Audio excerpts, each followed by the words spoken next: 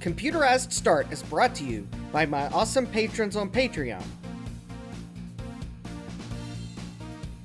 and by your tips and memberships on Coffee. These and other channel supporters make my live streams possible. You too can become a channel supporter with tiers starting at just $1. And as always, thank you for all your support, including sharing, chatting, liking, and subscribing. Now roll that famous logo animation.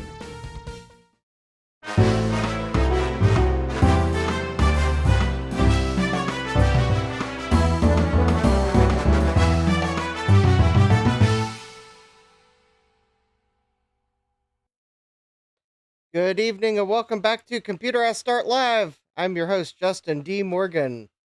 And no, I have not drugged the Power Mac G4 downstairs. In fact, I probably won't tonight. If we get that far, I will pick another G4. Because I don't feel like carrying it downstairs tonight. But let's see here who we have in the chat to try to cheer me up. Because I didn't sleep well last night. So I'm kind of tired and was not really feeling like streaming. But I talked myself into streaming, so we'll see where we get. I mean, I got potential regrets to open, so two of them are part of the reason why I just really did not feel like streaming, because I'm probably going to have to do less Macintosh tonight, and you'll see why in a moment. But we have Thomas Armstrong. Hi, Thomas. We have 1-Bit Fever Dreams. Hi, Michael. We have GeoHam. Hi, GeoHam. Yeah, I had to delay because I was running late. I may have to change Thursdays to 9:30 because I'm seemingly always running late on Thursdays. We have Jack68K. Hi, Jack. We have SadMac. Hi, SadMac. We have CMD Big Mike. Hi, Big Mike. We've got Jesse I83D6SX. Hi, Jesse. We have... had the chat slip there. We have Gutbomb. Hi, Jason. We have David Starbuck. Hi, David. We have Mark Inning. Hi, Mark. Yes, happy Marchintosh. We have Callan. Hi, Callan. And we have RetroTech Chris. Hi, Chris. All right, so don't forget, I got the new Coffee Go. Link is in the description. And since I did already allude to the possibly disappointing Wheel of Regrets, let's go ahead and run our second famous animation here. Ladies and gentlemen, it's time for our favorite segment, Wheel of Regrets. Here's your host, Justin D. Morgan. Hey, who comes up with these titles anyway?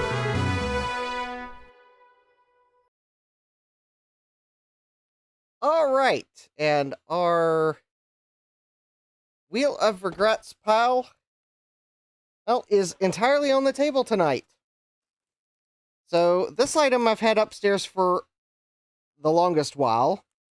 This one came in, I think it might have come in last week, but I was saving it for tonight for a reason, even if we don't get to it. And then these two items came in today, and at least one of them, this is, like, not acceptable packaging.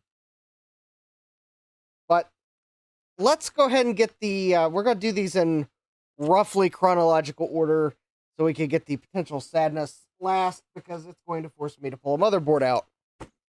A non-Macintosh motherboard. Luckily, I've got some behind me.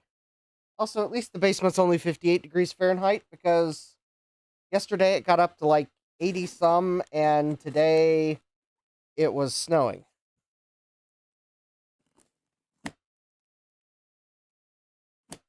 Which I was telling people, you were lying, because I went into work, it was raining, I sat at the table, my desk all day, and leave work, and it was sunny, but kind of chilly. And that's because I work in a windowless lab. So, like, the snow was a lie. Retro Tech Chris says, happy Marcintosh, I have my Compaq LTE 5100 on the network again, and my Panasonic printer. Jack says, I will be printing to your printer. All right. So this item comes to us from an eBay seller in California. So hi to all my eBay sellers and viewers in California. This box comes to us pre-dented by the Postal Service.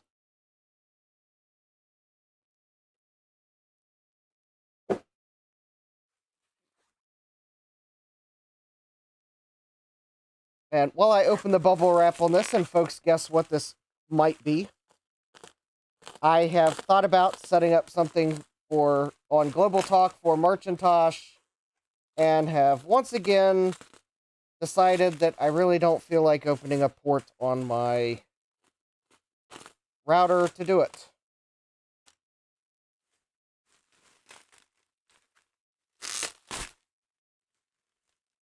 David Starbucks says it's a Trident card for Mac. I wish. That would require a coffee goal of like $300, because there's 2 of them on eBay, but they'd cost me like $300. And as much as I would like one for the lols, I really don't want to pay $300 for it. Or maybe it's down to $250 now. I don't know. They're both in Germany, so I'd have to pay in euros. But yeah, it's like, by the time $250 to $300. I'm like, nope, it's not a SCSI card. GeoHam says it's only money. Jack says, does your router support VLANs? I've isolated my vintage network. No, my router doesn't support VLANs. My router is so out of date, that's why I don't really want to open a port for Global Talk. Yeah, I really probably need an up-to-date network router. I really don't want to open a port on it because it's kind of old. So I don't really want to figure out that I open a port for a printer on Global Talk and someone figures out a way into my network because my router's old. Not that someone couldn't do that anyways, but well, at the moment, I'm not publishing my IP address somewhere. But for Global Talk, I'd have to publish my IP address. So there's that. Anyways, yeah, there you go. Now you know why I haven't set up anything for Global Talk. David says I could set up a pfSense box. That would require me to set up a pfSense box, which would require me to find parts to do it. So, not even a guest network. No, my router's doesn't have the concept of a guest network. My ISP gives me one app. My ISP's Xfinity. You know how generous they are with giving you anything to host websites.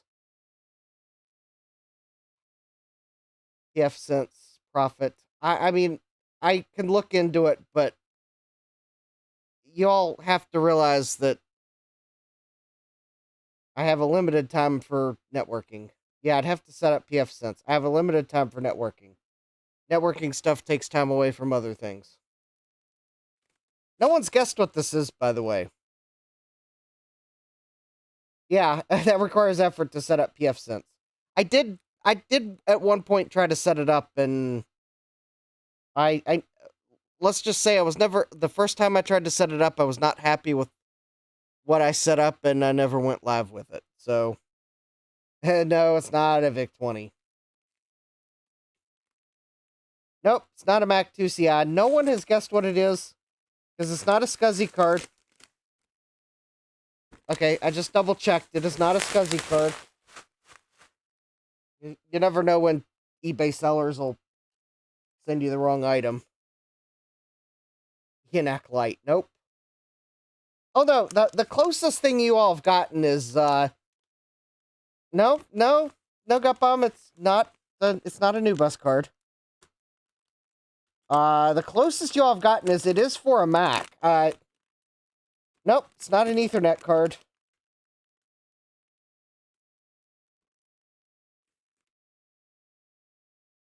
No, it's a PCI card. Nope.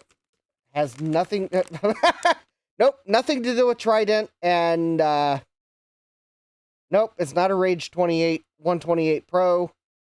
It's not a Rage Pro. Not a Mac MCA card.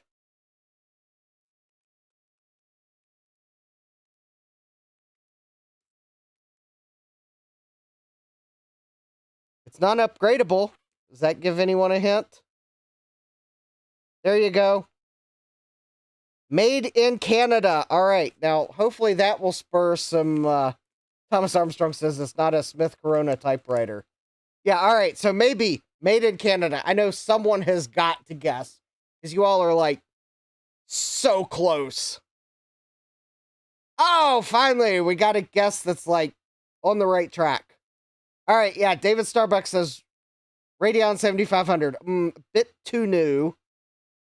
Yeah, Sadmax says, oh, okay, ATI. There we go. How could we have not guessed it? Okay, it is ATI. See, made in Canada was a great guess. Now, maybe the other guess would be what the memory upgrade would look like. Let me see if I can, like...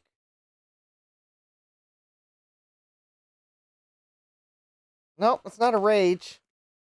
But look at all those beautiful memory chips. Jack says, so there was a PCI ATI card between the Rage 128 and AGP cards. Okay, I did say the Radeon 7500 was too new. Maybe I should have said the Rage was too new. Yeah, because ATI Hercules video card.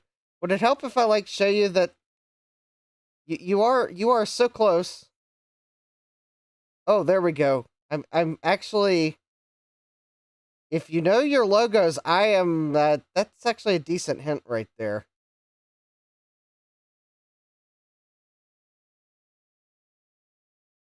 Thomas says, made in Canada. You say Ontario or Quebec? I don't know. I don't know where ATI made their cards.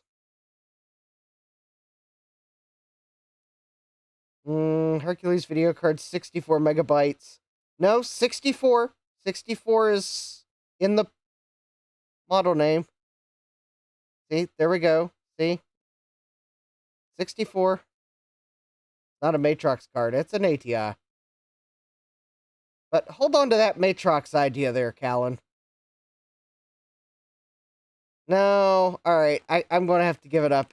It's... You all were getting close. It's a Mach 64. It's a PCI Mach 64, and it is the Mac version. So this will go in a PCI Mac. And the only reason I bought this is so I had a PCI video card for Mac that I could use for debugging.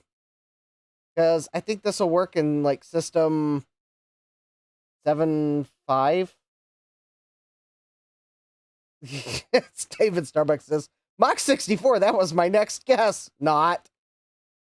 Chris says, oh, wow, I think I have a VLB Mach 64 around here somewhere. Yeah, I've been wanting a Mac PCI video card for troubleshooting.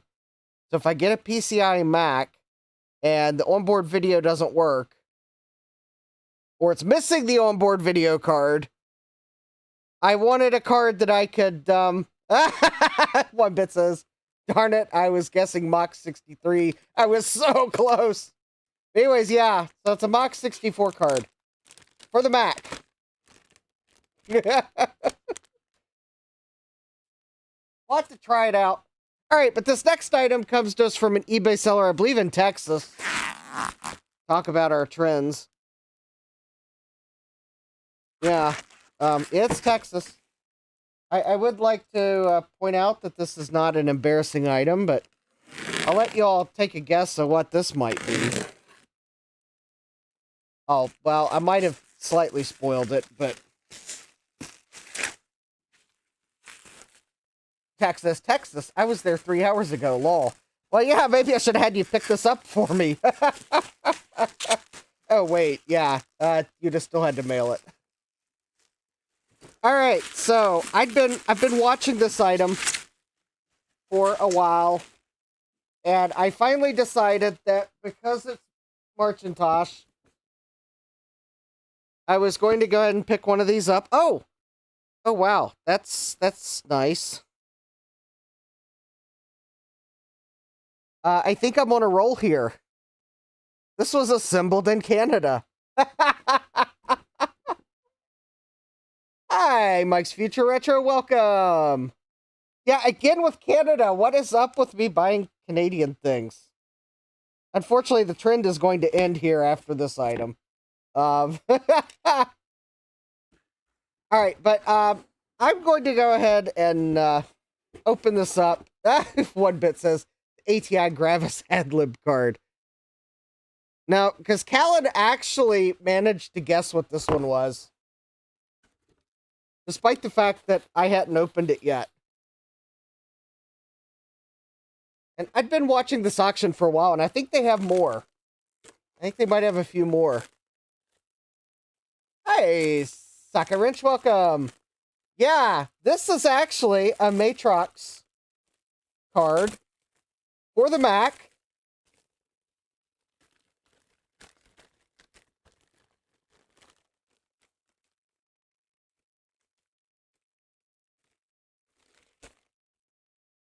And look at that. Not only is it a PCI card for the Mac, but it is actually a 64-bit PCI card for the Mac. And this is a Matrox. What do they call it? RT Mac.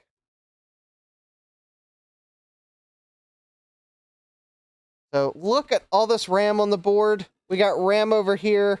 We got RAM over here. We got RAM over here. Because we got RAM here. We've got some type of chip there. We got more RAM over here. We got chips. In fact, I think that might even be... that could be some RAM too, although it might be a RAM deck. But look at this. This is... Got to recap all those SMD caps. Got to be sure. Yeah. Okay. Actually, I don't see many SMD caps on this one. Because there's a couple tantalums. A bunch of tantalums. But yeah, this is actually a special card. On the back.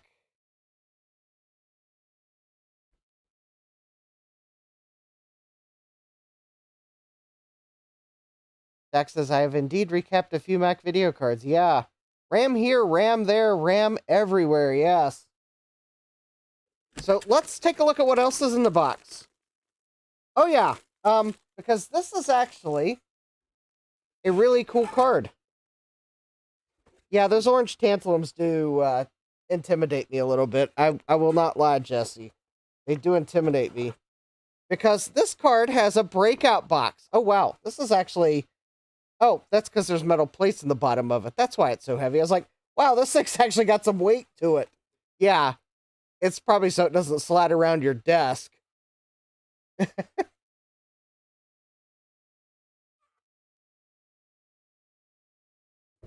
And we have the cable for the breakout box. But yes, this is a video capture and video card.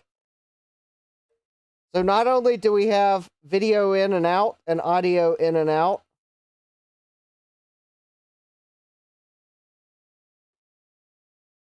this nice little breakout box. Yeah, I am somewhat worried about those orange tantalums. Maybe it's just as well I haven't drugged the Mac downstairs tonight. But we have the cable.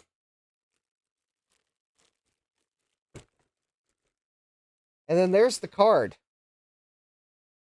So yeah, so there's where the breakout box goes. But this is actually a monitor.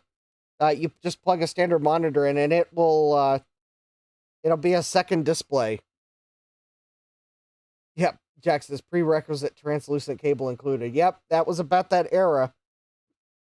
Now, the cool thing is, okay, I don't think this is like a accelerated video port. Meaning, I don't think it's, what was it, metal or whatever the API was. Accelerated, but, I mean, hey, it was another monitor plus video capture card. So I thought that would be neat. Now, the one thing It was not included in the box, which might mean we'll have to find it. There's no software in this box because I think, given how this is labeled, this was actually a replacement unit. I guess meaning you sent one back to Matrox and they would send you one of these. So presumably the software that would have been included, you would have already had and kept, and you'd be just sending your card in for warranty service, I guess.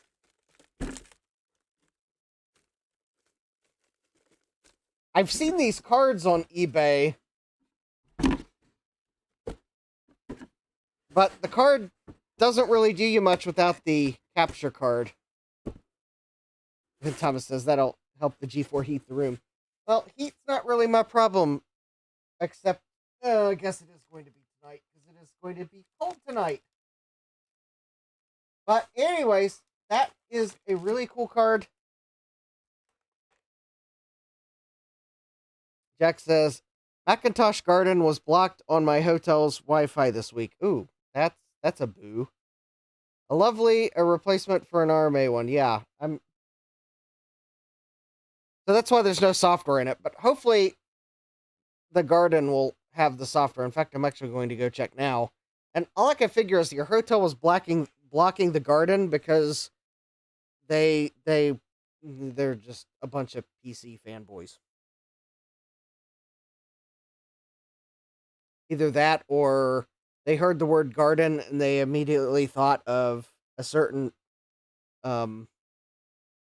substance.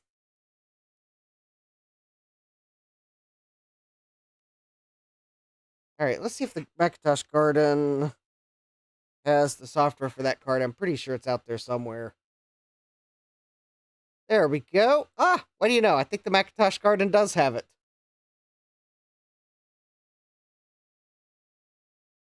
Minimum system requirements. Single or multiprocessor G4 with AGP motherboard. 400 megahertz G4. 384 megabytes of RAM. 1 free PCI slot. Fast EIDE Ultra ATA or SCSI disk drives. For macOS 9. macOS 9.1, QuickTime 5.05, Final Cut 2 or 3. For macOS 10. 10.26, 10.28, or 10.3, QuickTime 6.4, Final Cut Pro 3, or 4.11. Alright, please note the G5 is not supported. Final Cut 4.5 is not supported. Alright. Actually, given these specs, I think my mirror drive door might actually be too fast. Might actually be a non-intended system for this. Because it looks like... I'm kind of wondering if maybe this actually needs to run on 10.3. Because although nothing on the Garden says it won't run on 10.4. Given the fact that the system requirements call out 10.3 and not 10.4.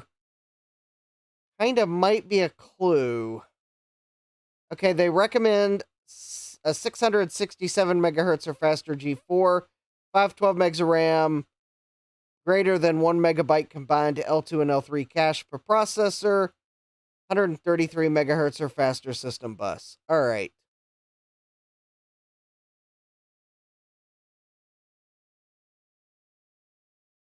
Anyways, that'll give me some time to ponder what Mac we might put that in.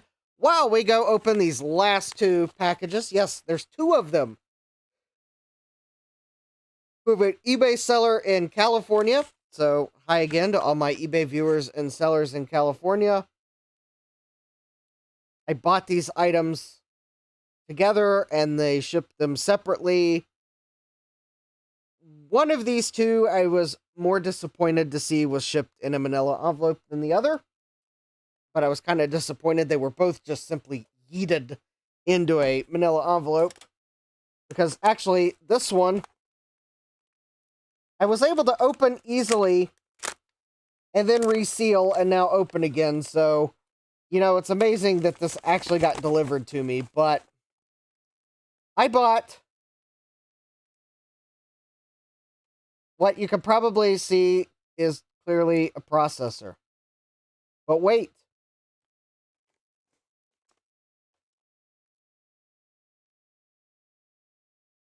I bought a second one at twice the price.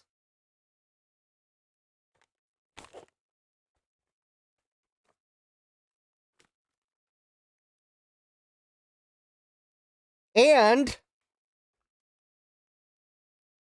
because the seller seemingly has never heard of this marvelous item called a box, Amazon sends them to you for free. Just order something from them. If you think I'm being a bit harsh on the eBay seller, yes, I am. But I think they deserve it when you see what this item is. This is... Jack says, so they packed them in staticky foam and threw them in a flimsy envelope. Yes. And they packed this in...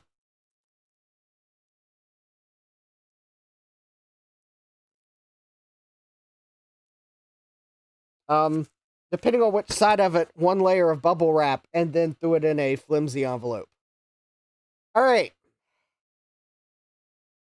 This is why Jack's asking, are we about to be sad? Yes, we actually might be about to be sad, because this is why we're going to have to test some things before we can get to Marchintosh. I'm also opening this carefully, because this may have to be returned. And I don't want the eBay seller to be able to claim that it was my mishandling that caused the damage. Jesse says, or use a flat rate box for free, in theory. Oh, actually, I think they now have free Ground Advantage boxes. Because I had an eBay seller pack something in one, use it for packing material on something I got recently. All right. Jack says it's a hard drive. Yeah. Now you know why. Now you know why I was disappointed. Jack says, lol, ground disadvantage. Yeah, tell me about that. I bought something and I'm fairly sure the post office has lost it. Given that the eBay seller is so cheerfully said, hey, I'm at the post office now. I'll have them check on it. And I haven't heard anything back from them. Sadmax says, oh no, I am already sad. Yes.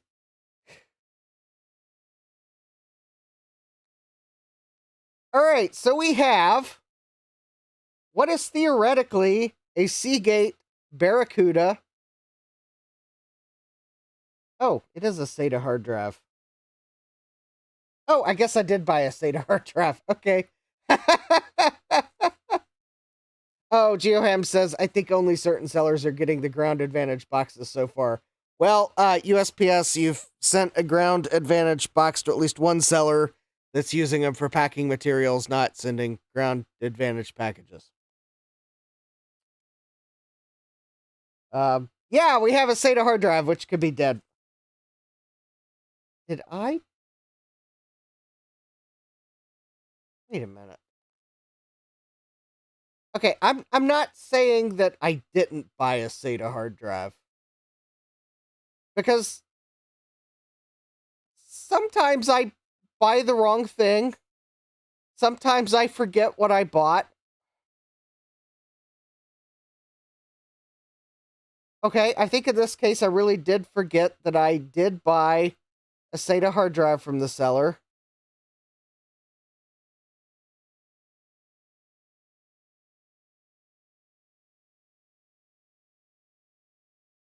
Oh, that's right. Okay, now I remember why I bought the SATA hard drive. Because this SATA hard drive...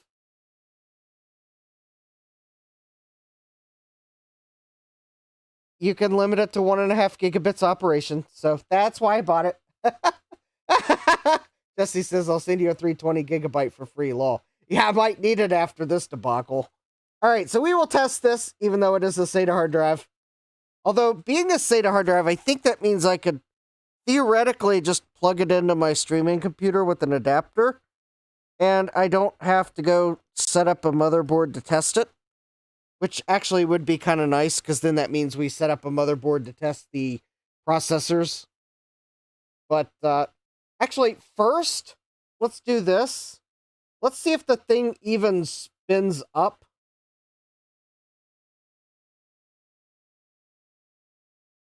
And doesn't make horrific crashy noises when I do so.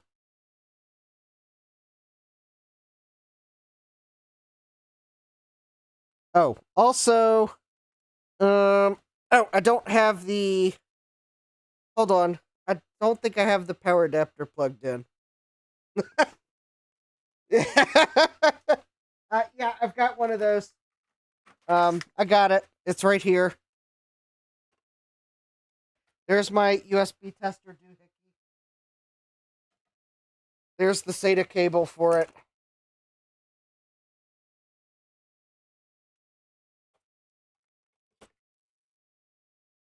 Yeah, at least you don't have to park the heads manually. Yeah, that's true.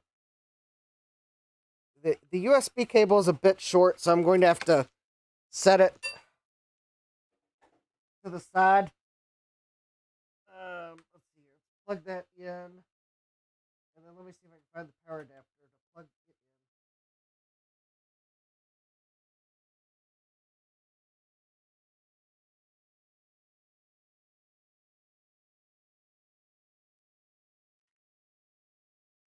Oh, I think that's it right there. No, that's not it. Oh, no, there it is. I need to get my label maker out and label what these power adapters are for.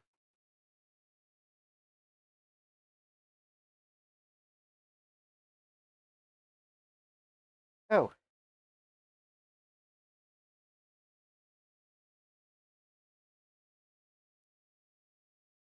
It is spinning up.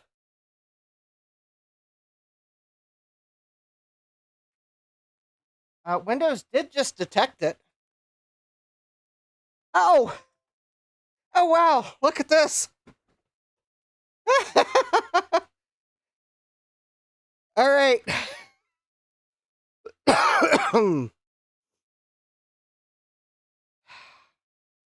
Folks, when you sell or give away a hard drive, please remember to format it and wipe it and do all those security things, because there's data on this drive. Yeah, that's the external drive. It was in a compact. We are not going to go. Oh, it looks like that might be the recovery image on it. Okay. Yeah, we're just going to go wipe this. Oh, no. There is also a data and oh yeah, this is the hard drive from a compact. Yeah, it's got their Quicken data on it. I could probably almost tell you what version of Windows they were running. Here, one moment. I could. There's an autoexec.bat file on here. I could probably tell you what version of Windows they're running real easily. Let's see, Windows directory.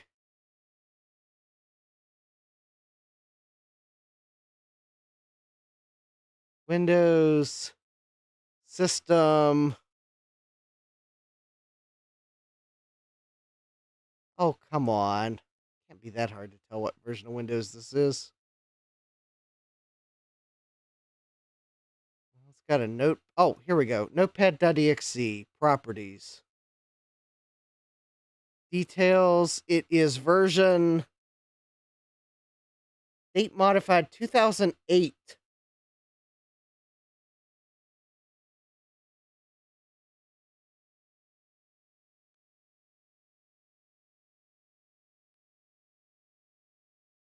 Yeah, I can, oh, Windows Update log. There we go. I can view the Windows Update log. I know, I can tell you exactly what. It's running till 2014. Oh, I bet this is like Windows 7 or,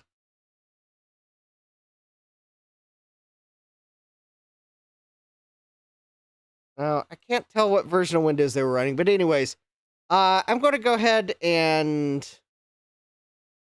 I'm going to go to disk management here, and I'm going to go ahead and wipe the drive.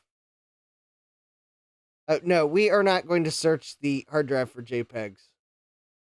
We are going to wipe their drive because I don't want.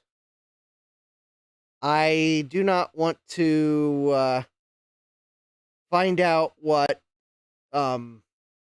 this person was into. In fact, I don't know. Yeah, I just don't want to potentially know. So we are going to delete their compact drive, delete volume. We are going to delete the reinstall image.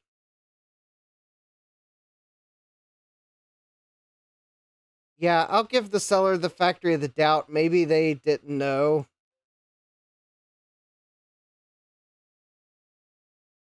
All right, I'm going to do a new simple volume. I'm going to go ahead and format it as actually,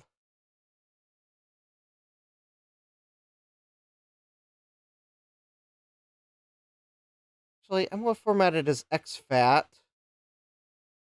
I'm not going to perform a quick format. And we'll let this format, and we'll see what Windows says about it. Yeah, I probably will run a DBAN on it, but at the moment, I'm going to let Windows format it and tell us what it thinks about it when it's done. How about that? Jack says maybe they forgot their Quicken data was on it. Well, considering I don't know who actually owned it, well, I'm just wiping it. They should have had a backup if they didn't have their Quicken data. Oh, yeah, Sadmax says maybe they pulled the drive out of a machine that was otherwise dead and didn't know it was possible. Yeah, probably. Anyways, all right, so we are formatting that drive. It might somehow have survived the organization known as the USPS that will seemingly throw items on a random plane away from your city instead of delivering the item to you. You can just ask Greg Harutke. All right, so what in the world did I buy? Well, it's probably obvious now. I have bought some sort of an AMD processor. And let's see if I got what I paid for. Focus. All right.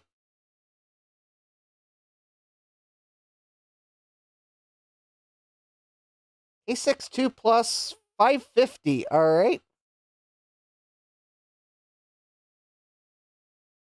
Excellent.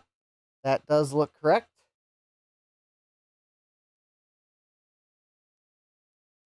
And I bet you'll never guess what this one is.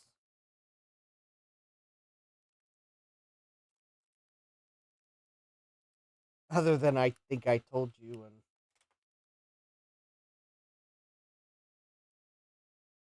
because I did say, why buy one when you can buy two at twice the price?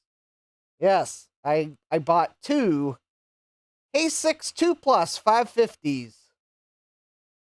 David Starbucks says, disk part clean all. Yes. Oh, no, David Starbuck actually says this in two messages. I got a computer from a Goodwill that had very sensitive medical information on it. I did talk to the person who handled the computers they got and instructed them on the virtues of disk part clean all. Yes.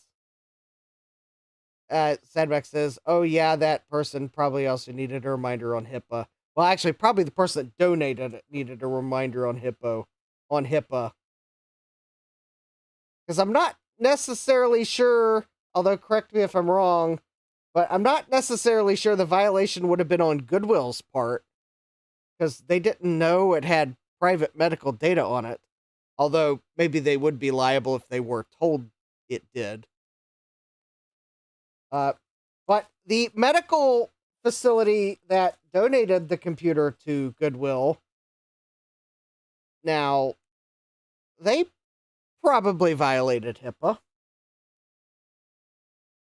Yeah, it's on the donor there. Yeah, I think Goodwill would be doing the right thing by wiping the drive that the donor did not bother to do, but yeah, it would be on the donor. David Starbucks says Goodwill has the responsibility to wipe all the drives. Yes, I believe they do. I would agree that if you are a thrift store and you are selling computers, that you do have a responsibility to wipe the hard drive because you don't know that the person that donated it wiped the drive. David Starbucks says, not really a HIPAA violation as I am a medical professional and took care of it. Awesome. All right. 2 thumbs up there. Okay, so let's while we wait for the hard drive to format. Jack says, also not great that someone was storing PHI on a private healthcare information on an unencrypted local drive. 4 blocks of phone with eBay regrets. No, they're processors. But I do want to make sure they work while we let the hard drive format. The hard drive that was possibly going to be a victim of the postal service. All right, so let's see here. Where did I put?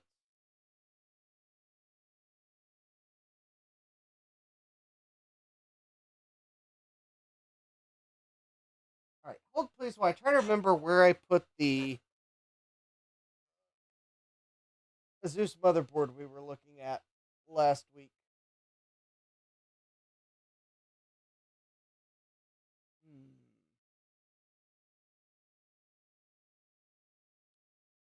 Or actually,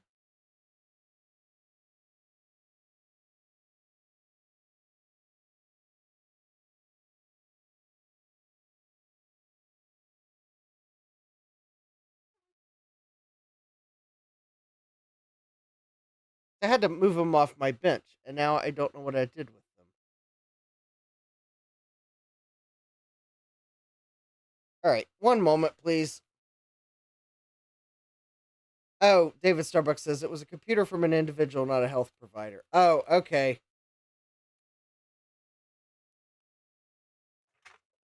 Oh, yeah. Okay.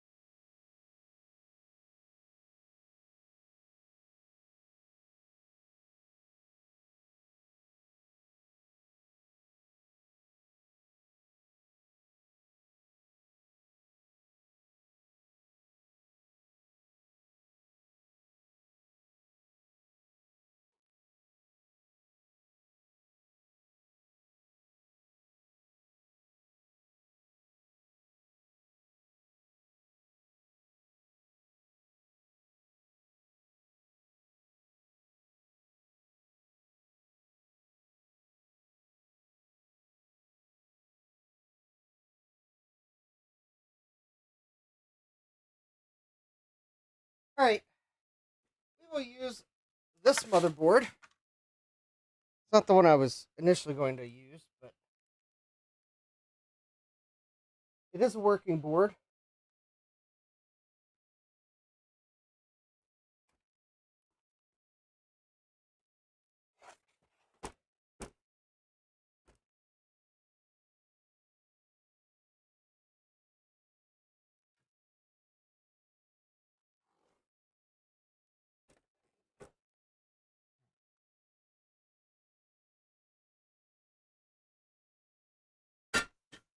Okay.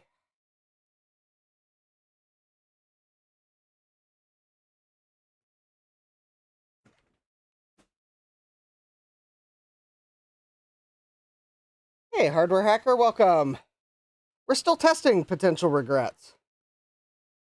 So I have this motherboard here that we will use to test the two processors.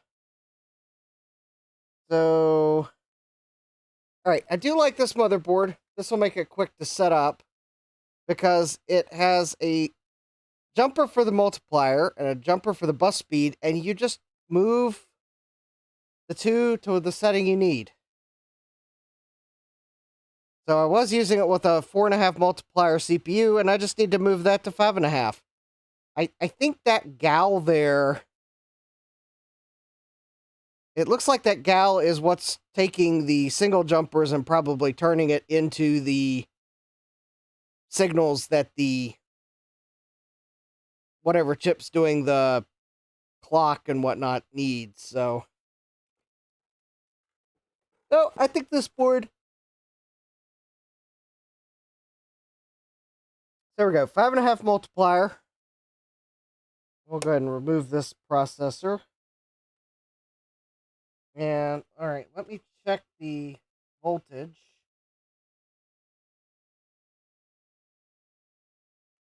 So the CPU I have in here is my K62 Plus 450, which I think is also a 2-volt CPU. Yes, so the core voltage should be set correctly. Operative word should. I'm going to check it though. So switch 2, 3, 4, and 5 should be on and 1 is off. All right, so the core voltage is set to 2 volts. Oh. Oh, that's a good point. I think that CMOS battery is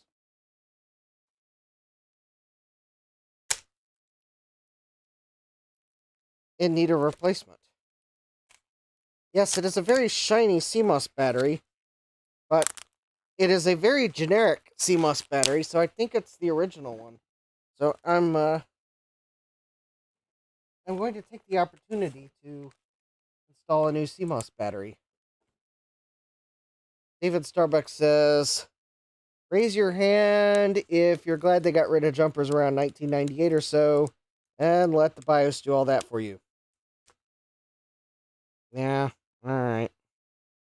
Yeah, it's just a CR2032. Yeah, it's a very generic CR2032. It says that it's a CR2032. I see no brand information on it, which that tells me it's probably the original one. Usually, I will put a new battery in them.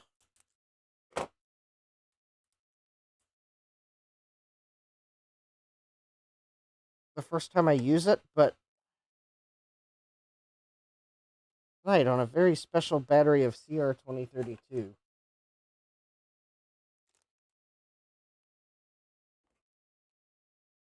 Tonight on the on Law and Order special battery unit.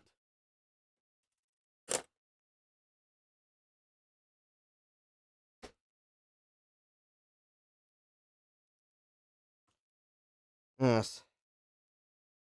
It could be a Dollar Tree one as well, you are correct.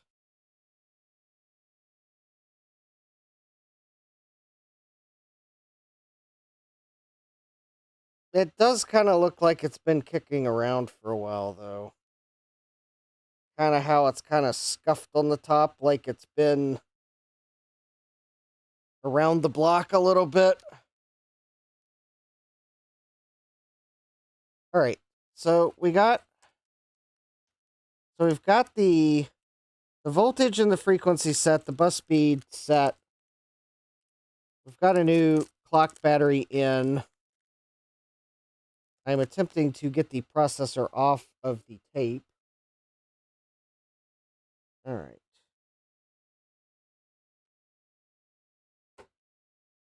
Wow, that processor went right in.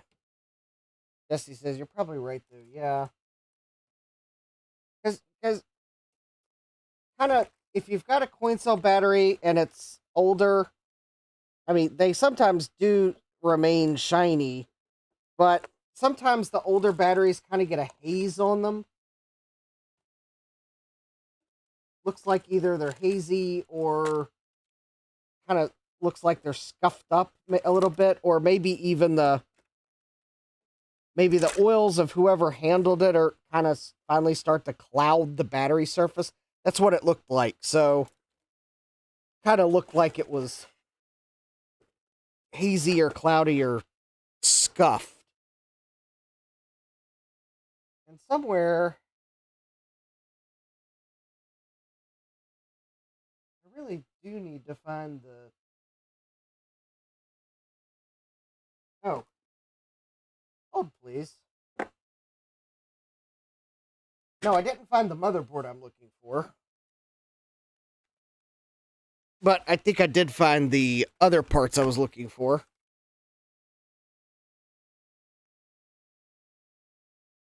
All right.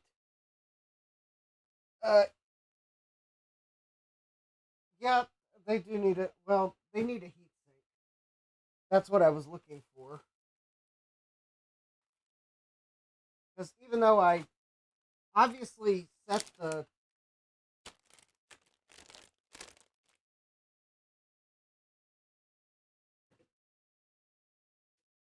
I don't know where I set the motherboard I'm looking for.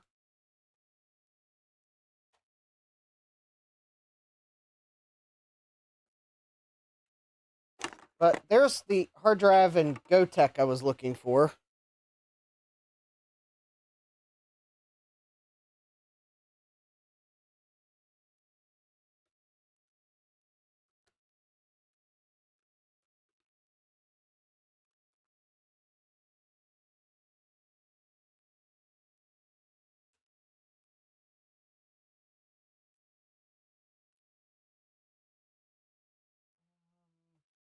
The thing is, the heatsink's probably setting on the motherboard. No, this board doesn't need a recap.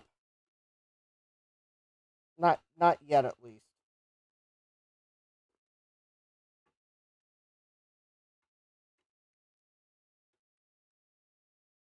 No, this board is, well, okay, so it's got some... Yeah, yeah, this board's doesn't need a recap yet. We're not recapping it tonight. I don't have caps for it anyways. Um Oh,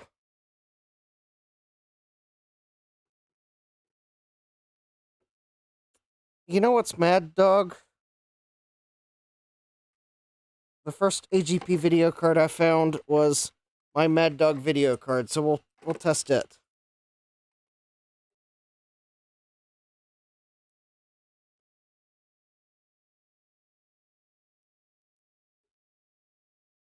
I am still trying to find my heatsink.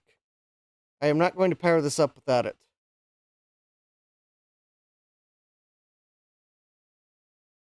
Or fan. All right.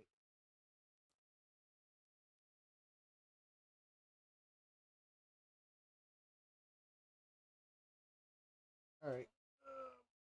Hold, please, while we... No, it's just a Mad Dog.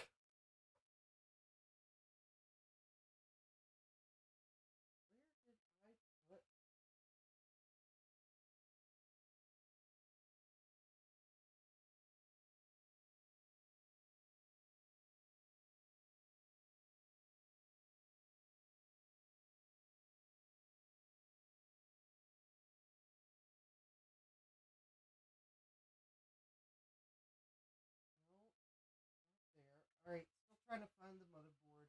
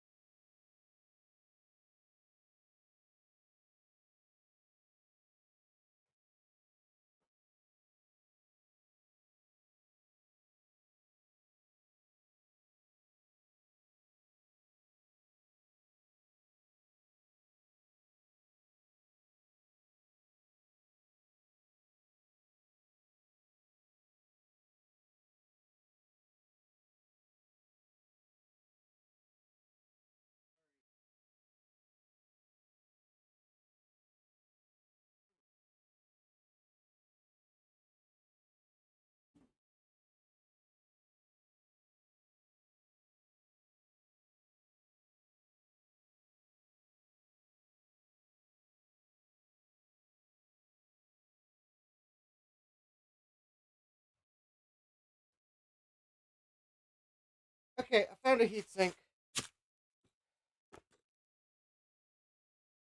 Not the one I was looking for, because the one I'm looking for is with the motherboard I can't find.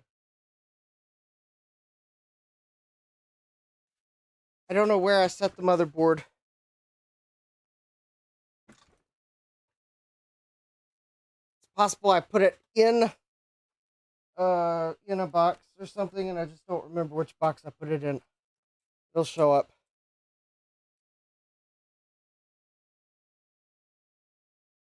Yeah, Mad Dog was just a private label brand, but I'm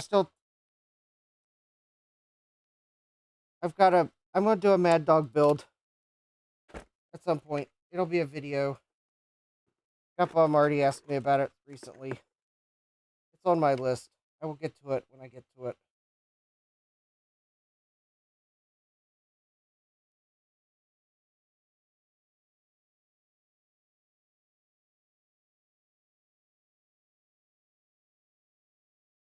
Okay, so there's that.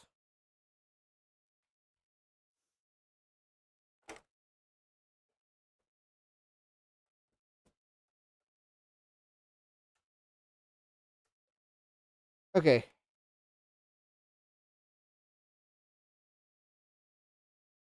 All right, here we go.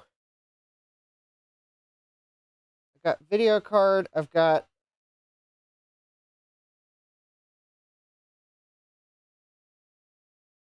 Where's the power switch on this? Oh, there we go.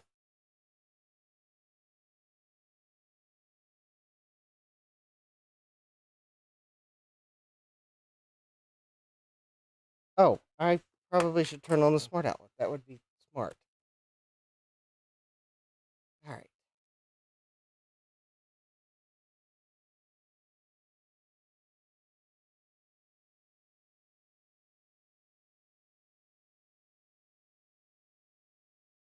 All right, there we go. 3, 2, 1. That must not be the power switch.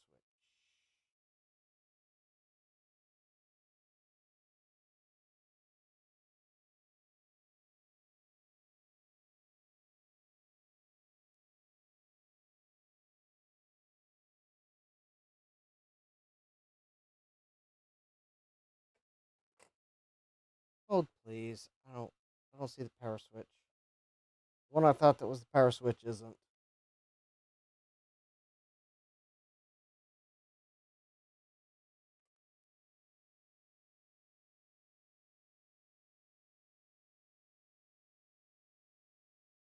Oh, there we go. I just wasn't holding it long enough.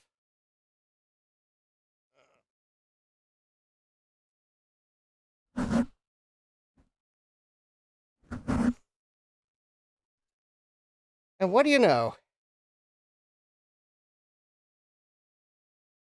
Oh, hold on. I forgot to plug the hard drives in.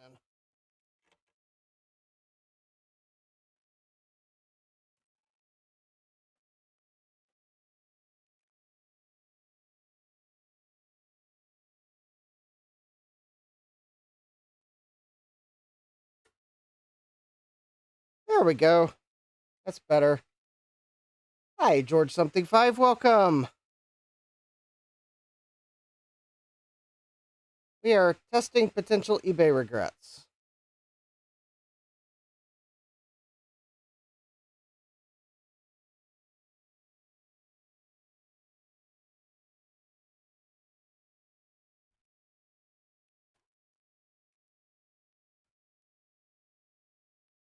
Which is why we haven't gotten to Macintosh yet.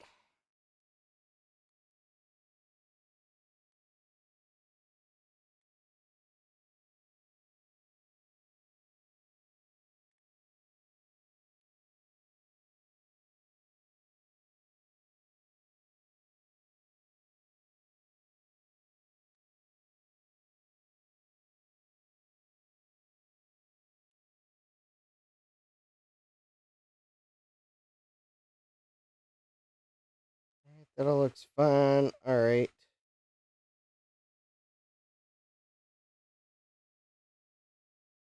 Set features. I think that's all fine.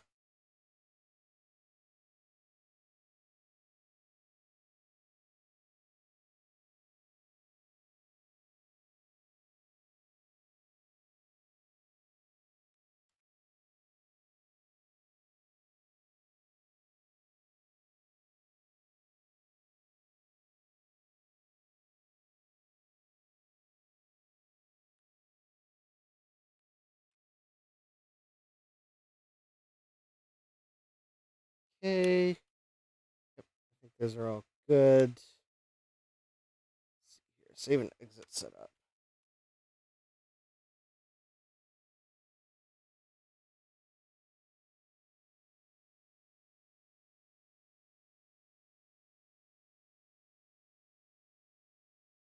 So this is a Mad Dog video card I bought. I hadn't tested yet, but it looks like it works. And the AMD K62 Plus 550 that came in today. At least one of them will test the other one as well because they were packaged oh so well. And by oh so well, I mean the seller shipped them like they didn't care.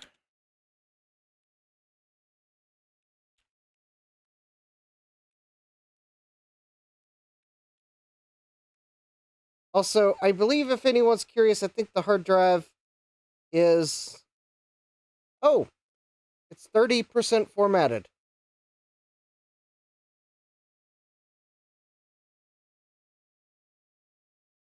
Maybe I should have told a quick format.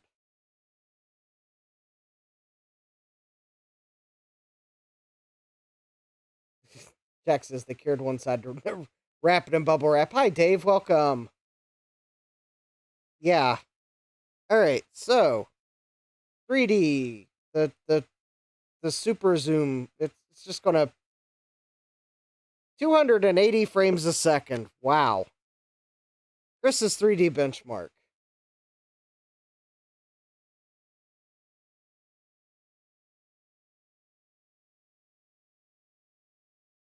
Look at that box spin. Ew.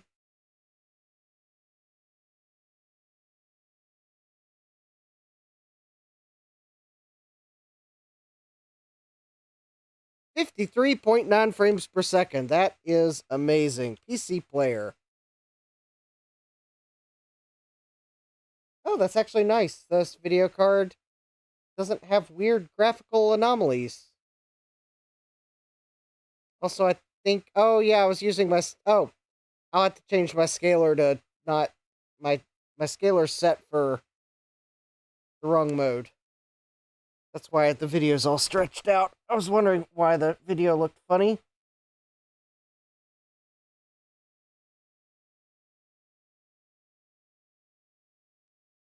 So for the PlayStation 2, it needed to be full. There we go. It needs to be pan and scan for this. Yeah, 28.9 player bench. That's actually not bad at all. Alright, yep, I know you all are wanting Doom.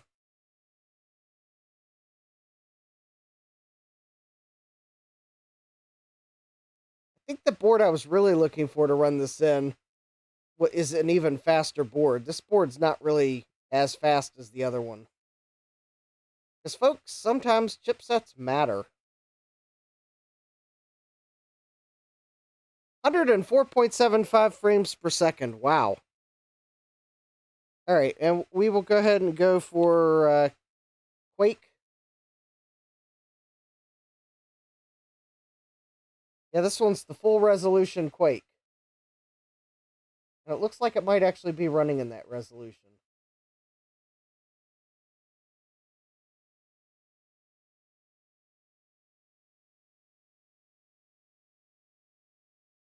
Yeah, the ALI chipset's even faster with the same processor.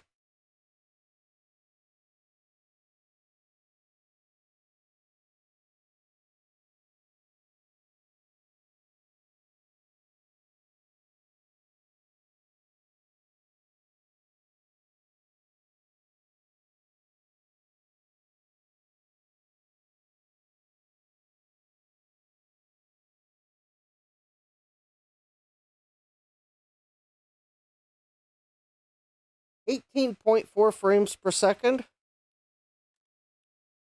Let's do the lowest resolution.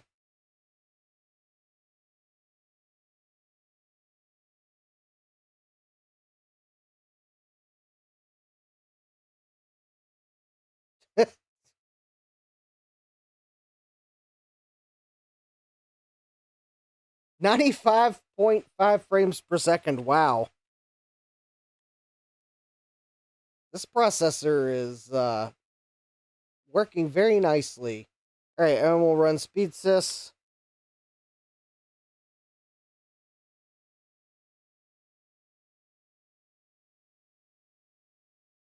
And there we go. The benchmark mark is about halfway between Celeron 500 and Athlon 600.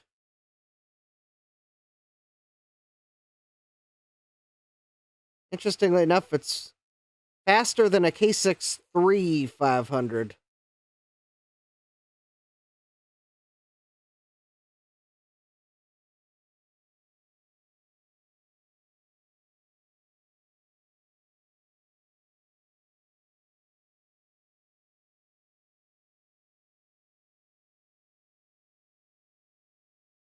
This video card, this Mad Dog video card is a GeForce 4 Ti 4200, Which tool is this? This is um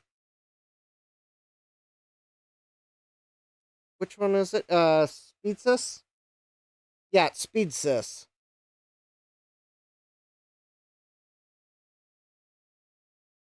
No, Dave. I didn't get the Mad Dog video card from Chris. I got the Mad Dog video card from eBay, the place where I buy the things I later regret. But it looks like it's working, and the fan's spinning on it. And other than a little bit of initial fan hesitation, the fan's actually running quite nice on it. So I guess I got a good Mad Dog video card. All right, so let's put the other processor in, the other 550 that I got, because I bought two of them. Because why buy one when you can buy two at twice the price?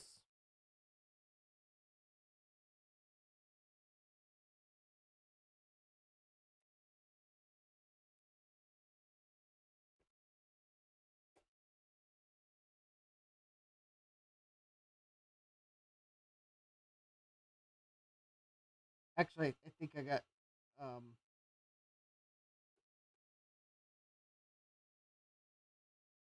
actually, I think the reason I bought two is because I was going to put one of them in a VIA based motherboard and the other in an ALI based motherboard.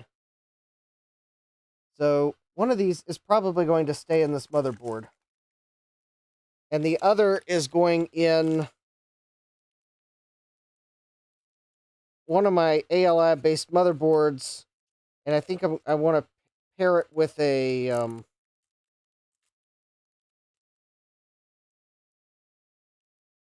kind of a Sound Blaster Live with a live drive and a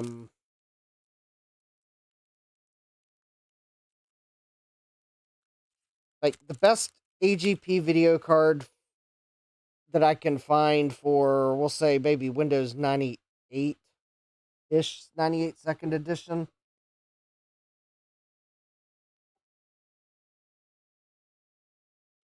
I was kind of thinking, or maybe dual boot that particular system between 98 second edition and maybe 2000.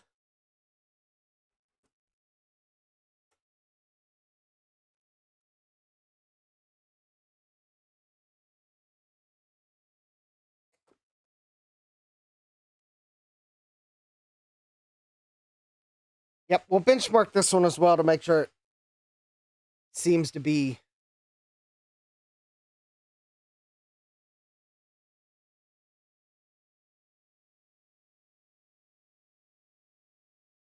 To 2720. Oh, I must have an odd amount of RAM in this computer or something.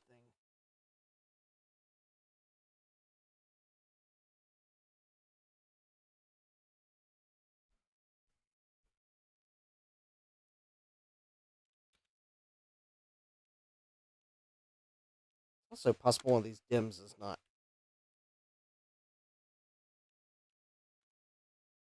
One of these DIMMs may not be working correctly. Whoops, that was the wrong. Sorry, I picked the wrong one. Sorry for the flashing. All right, I meant to pick two. I hit three by accident. Of course, I guess that's flashing. 280. All right, similar score. And four.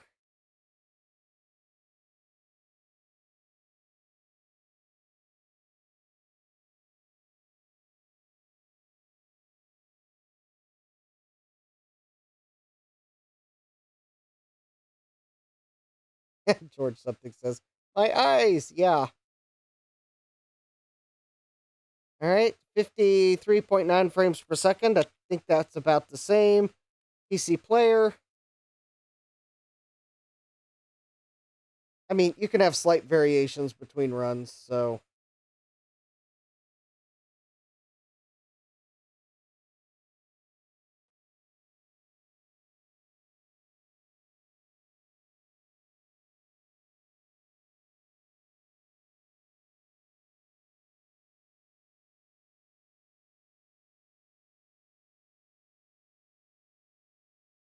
Oh yeah. It just did the math on the amount of RAM it detected, and I have a feeling one of these DIMMs is bad.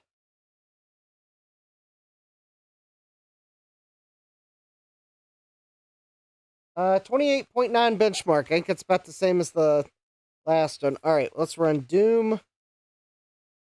Wait, they're the same processor. They should benchmark equivalently.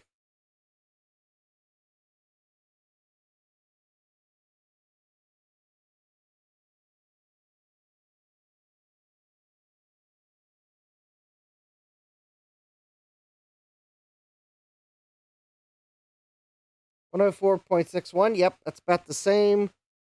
All right, we will Quake C. Oh yeah, we're formatting that hard drive.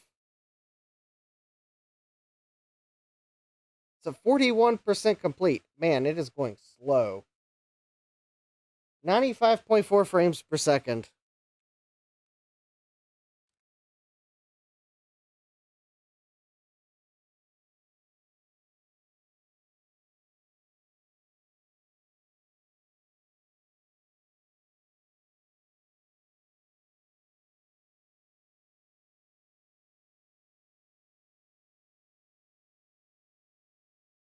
George something 5 says there should be a benchmark for the DVD video bouncing logo. Mm.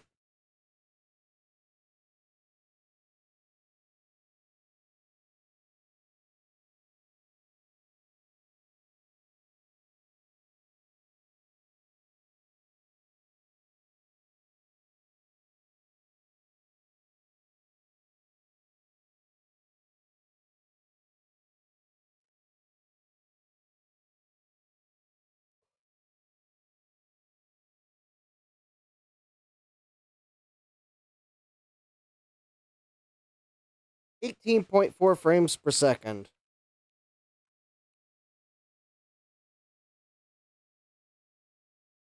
And Speedsys.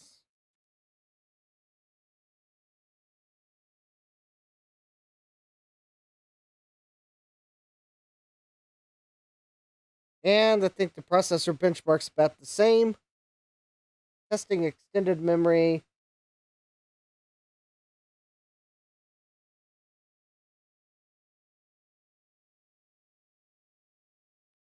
Yeah, it sees 218 megabytes of RAM. That is not right. I know, hardware hacker, but I got things in the mail today that were packaged badly.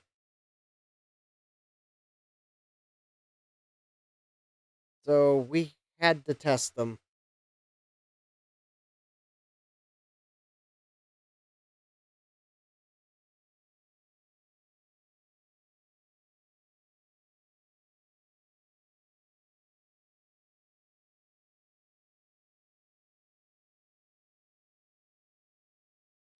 All right.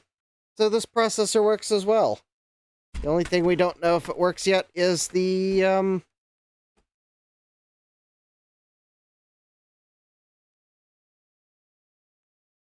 hard drive, because it's still formatting. Now, yes, poorly packaged regrets require testing. All right. Now, I'm going to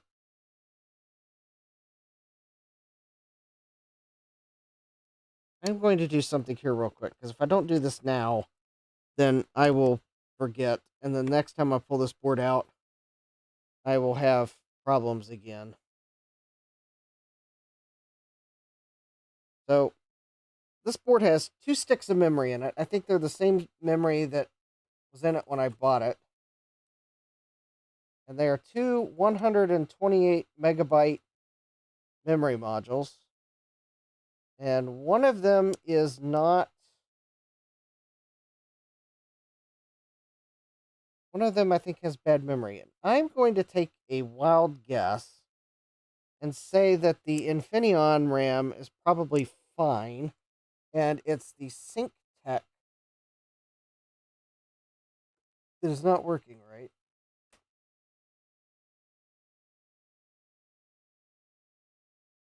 And now let's see if the board doesn't detect 128 megs of RAM when I turn it on.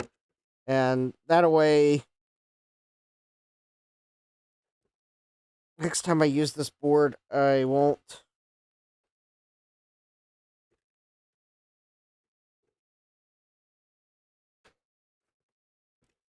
Oh, what's the. Oh. There we go.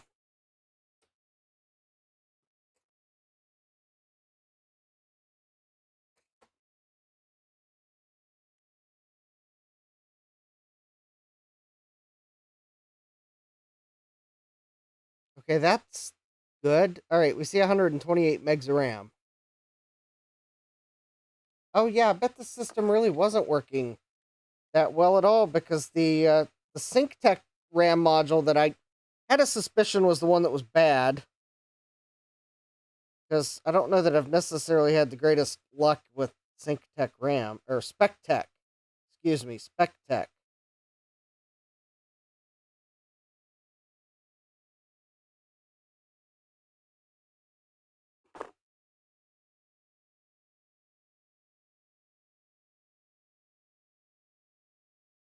Mike says input an iMac G4 last summer and it was loaded with college research papers and vacation photos. I tried finding the original owner but was unsuccessful.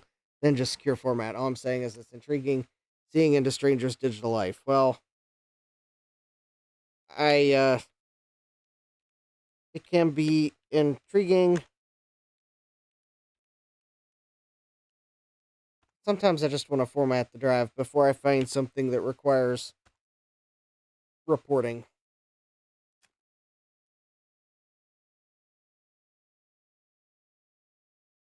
Let's see if Speedsys will probably run it. The testing extended memory. It shouldn't fail now. I just want to see that.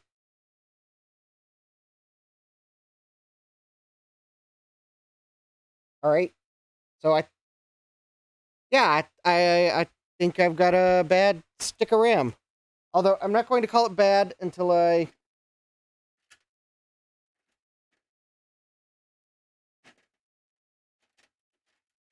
interrogate it,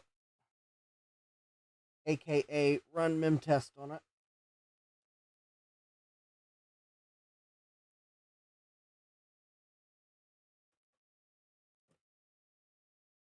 However, I am going to draw a question mark on it.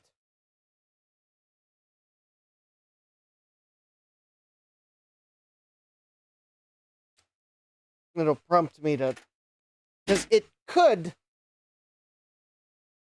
be that it's just incompatible with this board.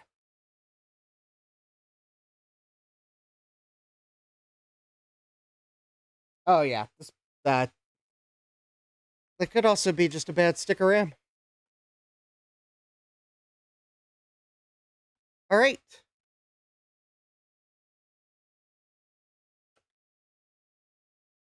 We have tested the two processors. They both work. We have tested the Bad Dog card that we didn't get to test last time. Oh yeah.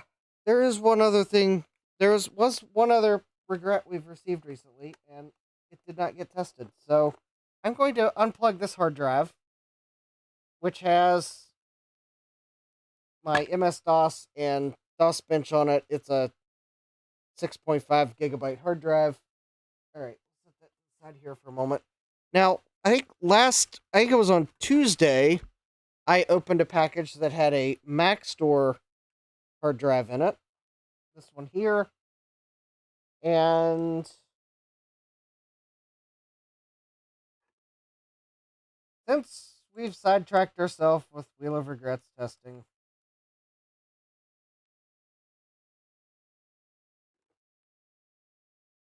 while I've got the PC on the bench,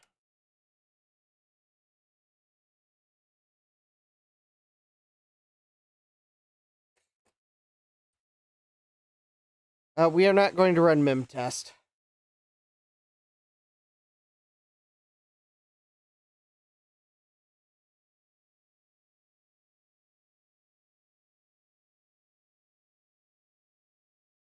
Oh, Well, I say that, but then I realized I forgot to change the boot disk on. Okay, I was not going to intentionally run memtest.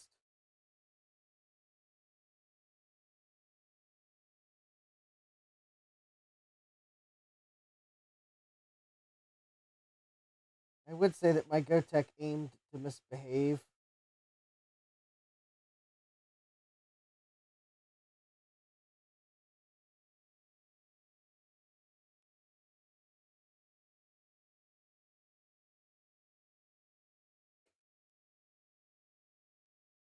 Yep, it's a Mac store. It's for my first PC rebuild project.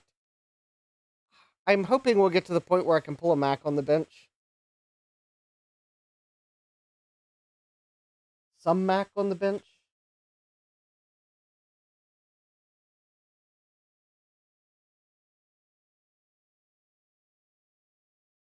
Sorry, GeoHam. I know. I said we weren't going to do this and my GoTech didn't listen.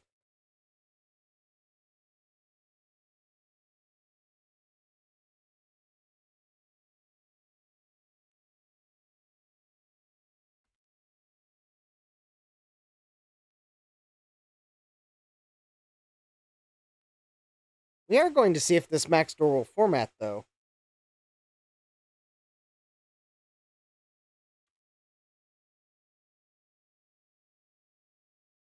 Okay, that is really interesting that it has two partitions on it. Oh, this came out of a compact. I bet the first partition is the setup partition for whatever compact this came out of.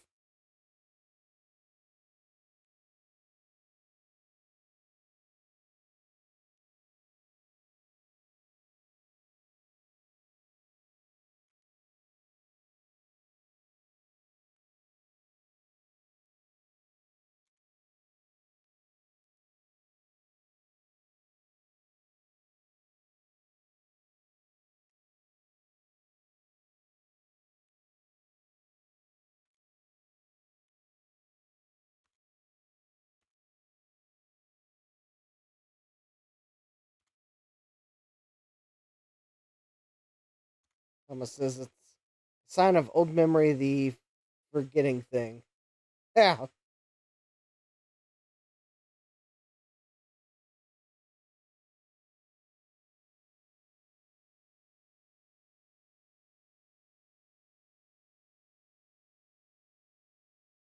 So this Mac Store hard drive isn't quite the correct one for my rebuild, but it is a Mac Store, and it's the closest I've been able to find that, at least so far, actually detects. It has that going for it.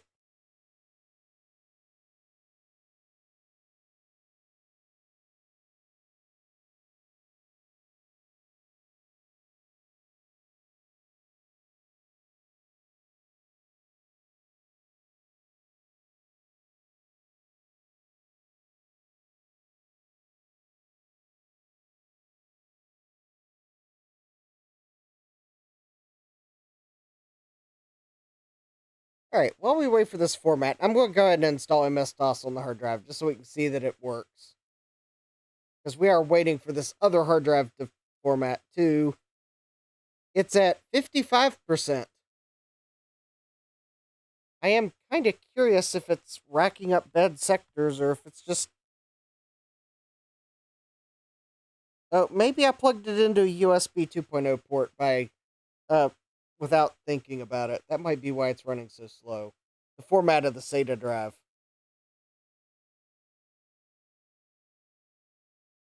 GeoHam, why format 1 when you can format 2 at twice the price? Yes.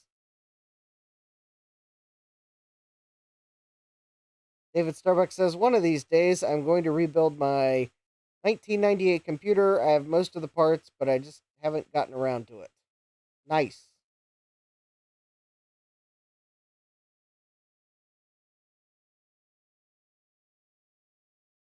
Well, I have to say this backstore drive has gotten further than some I've bought. It didn't give up on track 0. Now, I think for my rebuild, I'm inclined to leave. For long term, I'm probably going to leave the 1.6 gigabyte hard drive that Jesse sent me in the build because it's likely going to last longer than a Mac store. But I've been trying to buy the actual Mac store drive so that I can grade myself on how well I did building my first PC. And I think the drive Jesse sent me is faster than the Mac store, so that's why I've been trying to get one of these Mac stores. These Mac store at that time was crummy, so that's why I haven't been able to. I've had trouble finding one that actually works. This one is a compromise. I went for the. I know I had the 1.67 gigabyte drive, but this one's the 1.62 gigabyte variant. The seller tested it, or so they said, although it is formatting, so that may be correct. I was like, all right, well.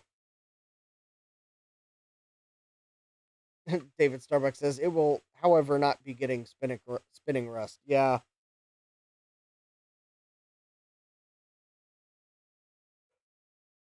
Remember, I managed to find the modem I had in my first computer for the rebuild.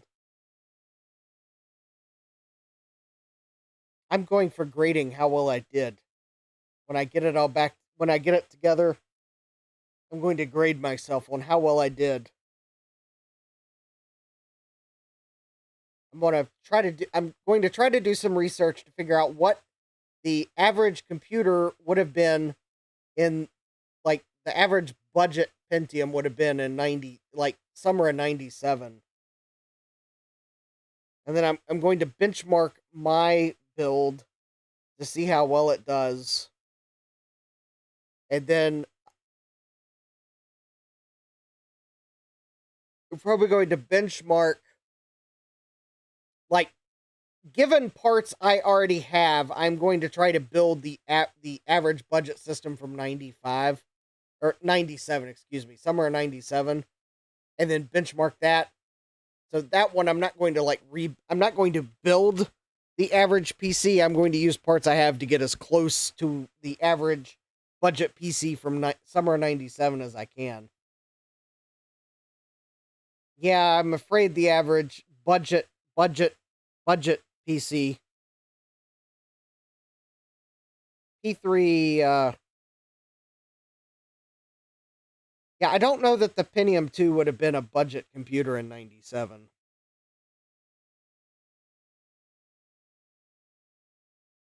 I'm trying to rebuild my first PC, not soup up my first PC. I'm I'm going to be my own harshest critic probably because I could have probably done better.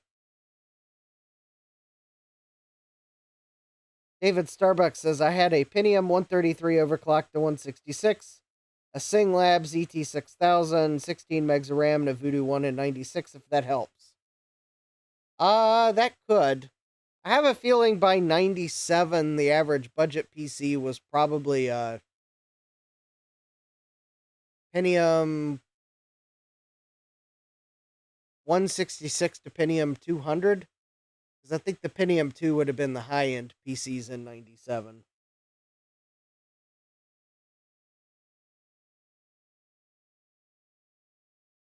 Which already puts my first PC at a disadvantage.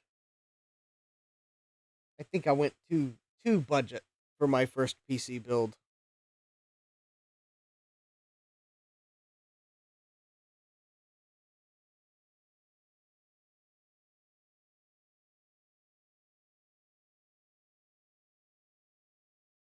Oh, while we wait for this to finish formatting and installing DOS. So I did have this PC chips board. To give you a clue of what I was going for in its build. Here's my IBM 6X86MX. That's the processor I was going to put in this board.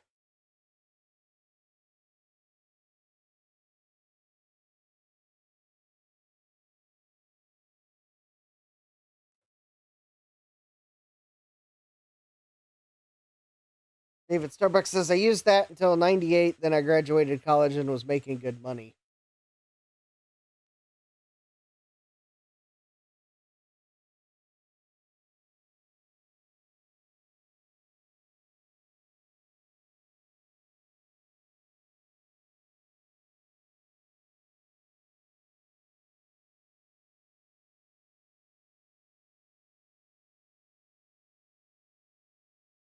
Okay, the Maxtor drive is making noises that are concerning.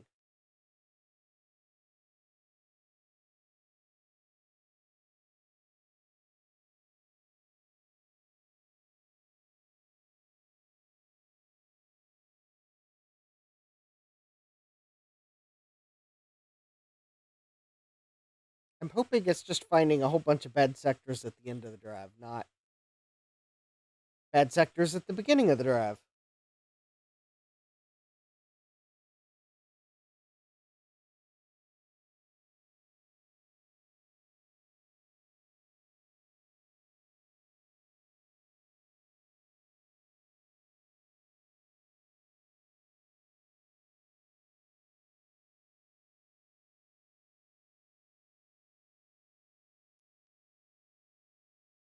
Well, it formatted.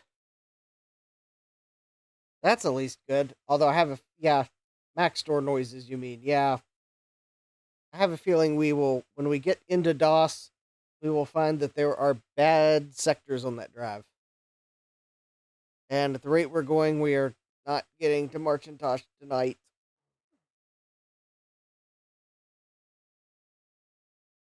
Well, what's another thumbnail this week among friends? Well, I guess I'll have to update the thumbnail and description for this live stream and schedule a real Marcintosh stream for Tuesday.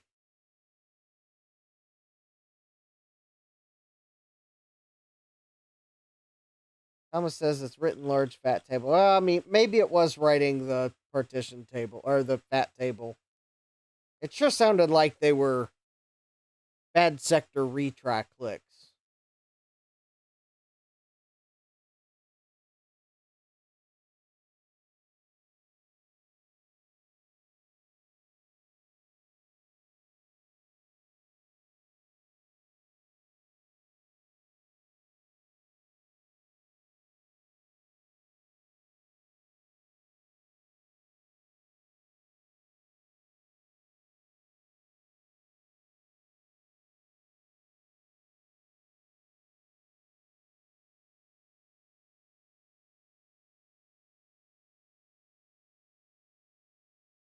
So the SATA hard drive format is at 65%. Woohoo. I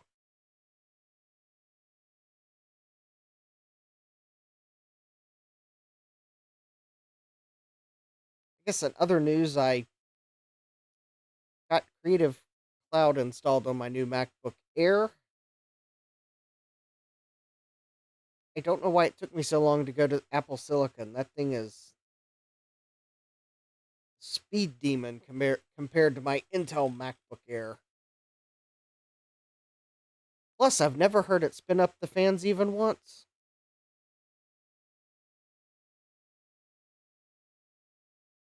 Spoiler alert, I don't think the Apple Silicon MacBook Airs have a fan in them.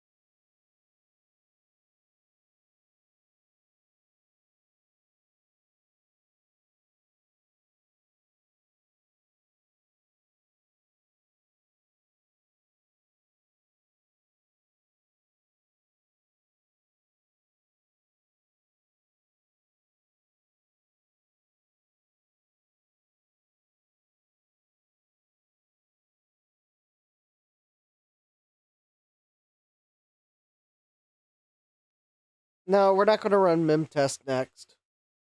There's no need to run mem test on this motherboard. I've already. Uh, I think I think I correctly identified the bad stick of RAM that was in it.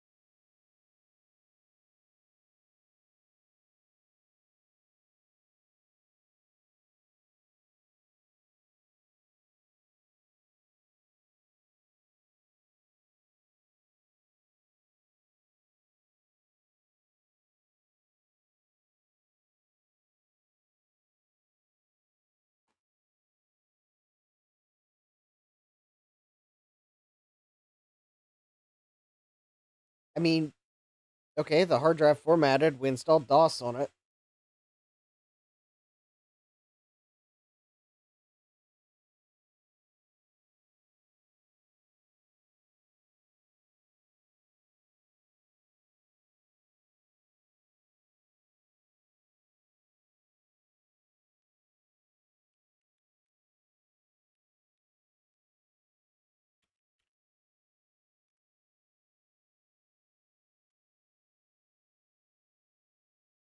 Yep, that's what I thought. There's those bad sectors that were near the end of the drive.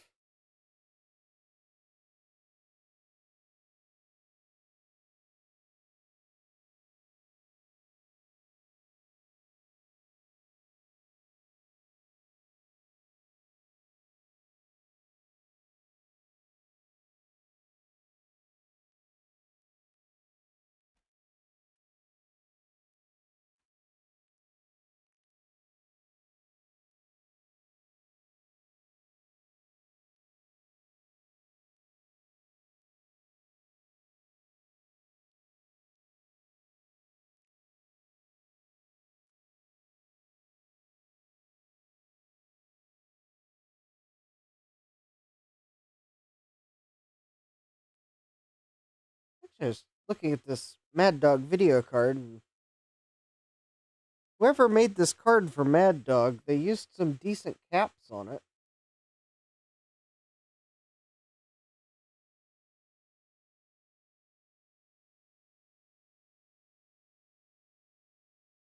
Because they could have gone the cheapo route, but I think they're United Chemicon and like the through-hole electrolytics. I think they're all United Chemicon, which, given how cheap they could have gone, that's actually not bad. I don't see a brand mark on the surface mount, but it wouldn't surprise me if they're United Chemicon as well.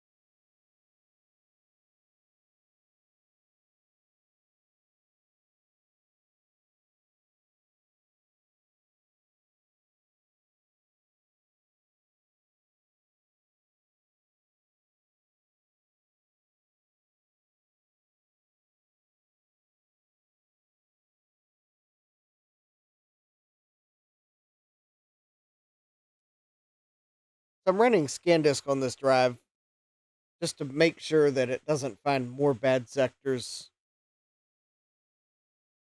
So at least I can know that the drive is stable. Because I've had drives before where it'll find bad sectors and then you run ScanDisk again and it'll find more bad sectors around the first ones. And that would tell me this drive may not be stable. It might be having a rapid unscheduled disassembly, or in this case, a rapid unscheduled demetallization of the platter. Oh, yeah, I guess that did fit.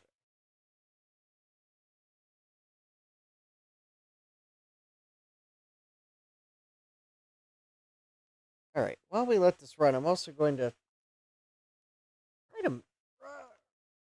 try to remember where I put the motherboard I'm looking for.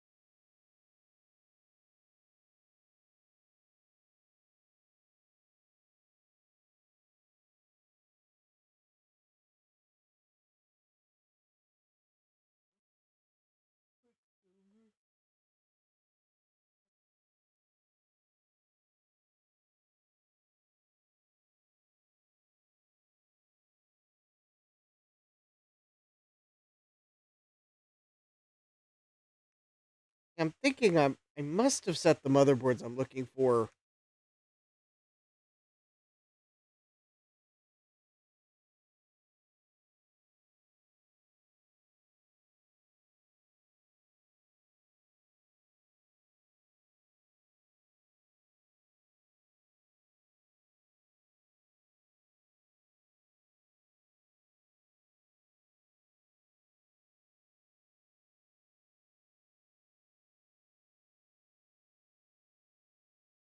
Maybe I set them with the. Oh,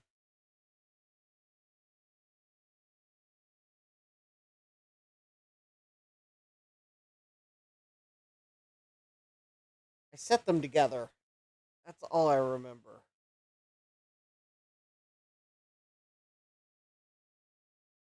Annoying. I think I was trying to quickly put a few things away when I put them away, which is probably why I can't remember where I put them.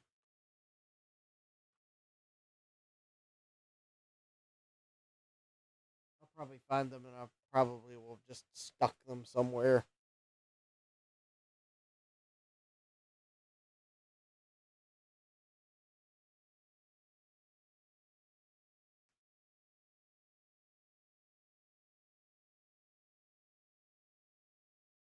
The problem sometimes when I want to quickly put something away, I'll just stick it somewhere instead of in the correct box.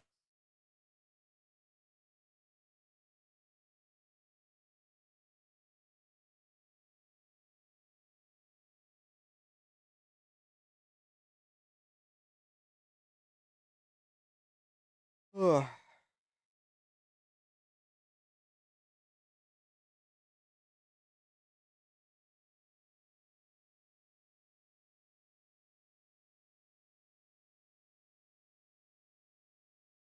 All right.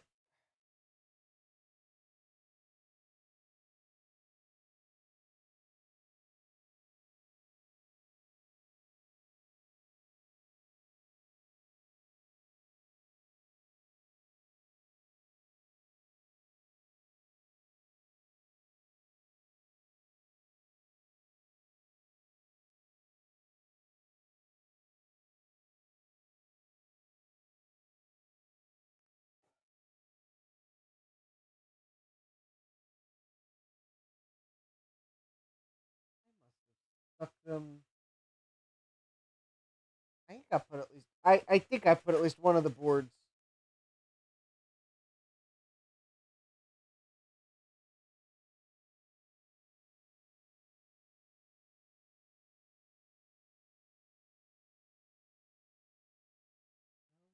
there.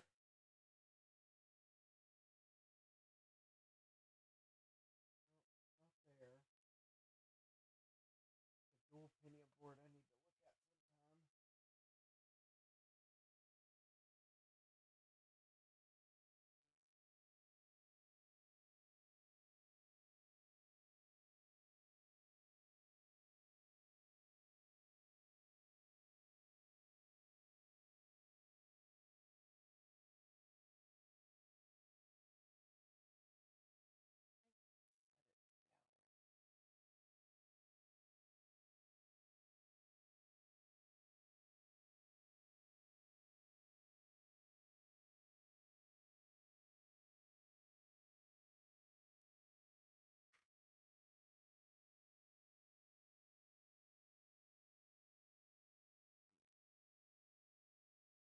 All right.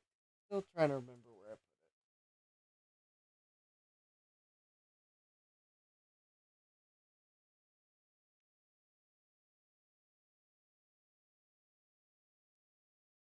Well, next time I will have my G4 downstairs. I'll bring it down this weekend.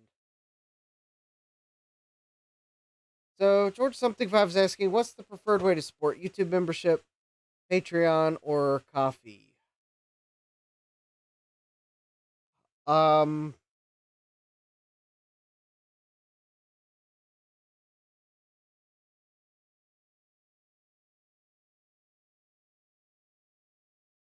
hmm. I would say coffee is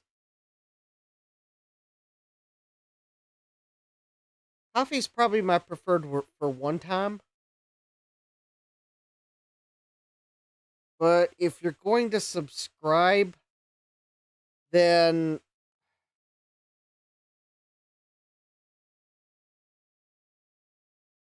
I would say at that point it probably doesn't matter. I know with YouTube membership you get a cool little trident icon, like Hardware Hacker has, because because of trident cards. So my little channel icon's trident. So you want a channel icon, if you want an icon beside your name to show how long you've been a member, then you want to join on YouTube because I can't you can't get that for with Patreon or coffee. But all right, good night, David Starbuck. I guess I hadn't really thought of that for the because actually Patreon and YouTube I think are roughly about the same in terms of fees. I was going to like go through the differences at some point. Why not? I'll do that now. Coffee, like if you pay me through coffee, it basically I have it practically right away. So that's kind of like why my goals I usually use coffee because okay, so if you use Stripe, it takes a couple days, then they'll deposit it. But with PayPal, I get it immediately. So it's kind of one of those. If I'm trying to do a goal where I'm trying to buy something, then I usually will point you to coffee because I don't have to wait for a payout. Plus, coffee does a decent job with one-time tips. Patreon, I think, pays out monthly, but at the moment, I don't have enough patrons to offset the channels I am a patron of, and I don't make a big deal about that. Um, so anyways, I it's a net payment to Patreon every month, but it is decreased by the my patrons on. Oh, thank you, Hardware Hacker. Eep. Yes, and I like coffee too. But anyways, yeah, that's the so Patreon is every month. So at the moment, my patrons basically offset part of what I'm paying to support other creators. And then YouTube has the most complicated of the payouts So so they pay out the like 23rd of the following month after you reach the minimum payout amount. And if that sounds like a mouthful, yeah, it is. So, oh, did I can't hear me? Well, it looks like I'm sending audio, but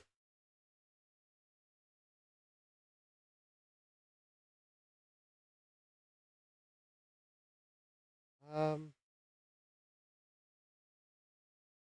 oh, I think I might have missed a chat message. Oh, no, I didn't. So anyways, that's kind of the difference between the three. In terms of the fees, coffee probably has the lowest amount of fees.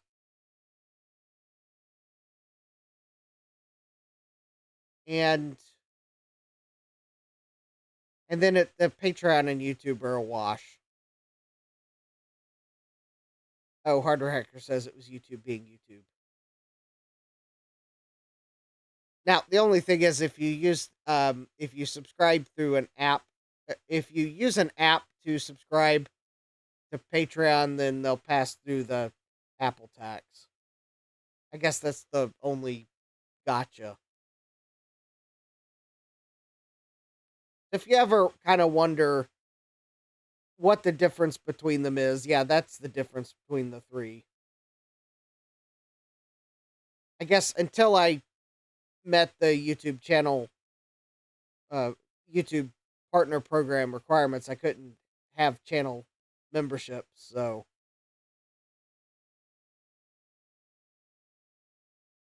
could there be a time where I might reduce it down to two? Yeah, maybe, but at the moment.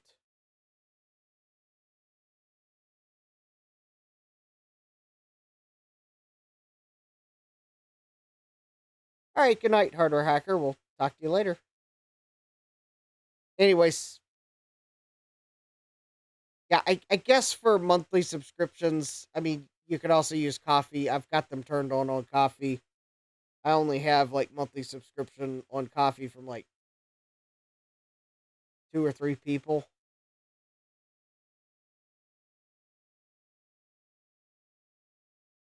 I think it might be two people.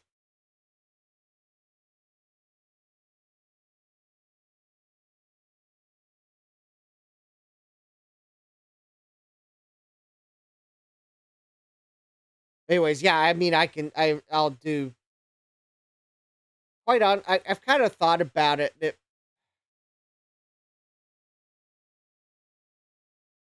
I yeah, I've I I've been tempted to maybe discontinue the monthly subscriptions on Coffee, but I do have people. There are people that don't want to use Patreon.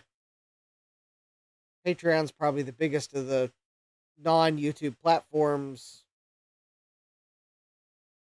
I probably will just hang around. I guess the other thing about Coffee is I don't know that they have a tool that lets me like if I wanted to upload a list. I don't know that they have a such capability. Although not that that's the way I update my credit slate right now. It's a very manual process. I've got to find a better way to do it. I'm hoping that now I have an Apple Silicon MacBook Air, and I can actually run Final Cut in Motion again. I'm hoping I can find that maybe there's a credit generator for one of those editors that maybe can take data and I can automate the process. But we'll see. I may just have to reach out to a few creators that have them and figure out how they do theirs, because there must be some secret and I haven't found it yet. That SATA hard drive's up to 88%.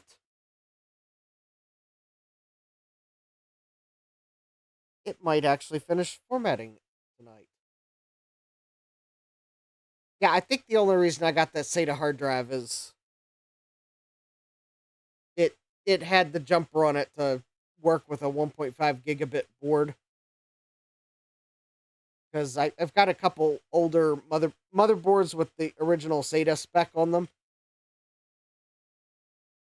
And SATA 3 hard drives...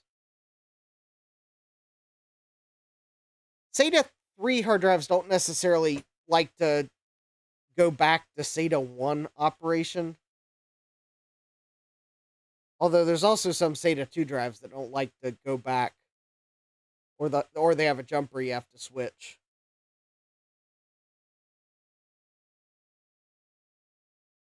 So when I saw that hard drive, and I was already buying the processors from the seller, I saw the hard drive, I saw it had the jumper on it. I was like, that could be handy to have. So if I got a motherboard that just won't negotiate with a newer drive, then at least I got a drive I can try that you can jumper the drive to limit the negotiation speed. That is assuming the drive works. We'll see. I mean, it's 80, probably 90% now, so we'll have an answer as to what Windows 10, what Windows 10 thinks about it. I was about to say 11, but I realized, no, this computer's still running Windows 10.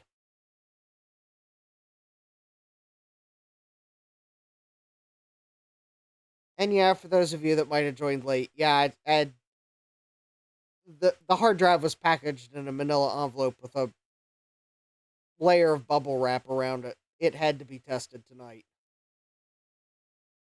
I did not really want... I did not intend on baiting and switching on Marcintosh, but sometimes that's the way Wheel of Regrets crumbles. So I'll fix my thumbnail on the stream tomorrow. And although we did on Wheel of Regrets, we did open the I've got the video editing, or the video capture card for a Power Mac, and I got a PCI video card for a Power Mac. So it's not that I had nothing Macintosh, it's just I was hoping we'd get to testing them, but I kind of had to test the items from that seller, and then at that point, well, it was just kind of later than I wanted to drag a Power Mac out. They're kind of heavy. Also, I have a couple Power Macs to pick from. I was going to use the one I have upstairs, but it might actually be too new for that capture card.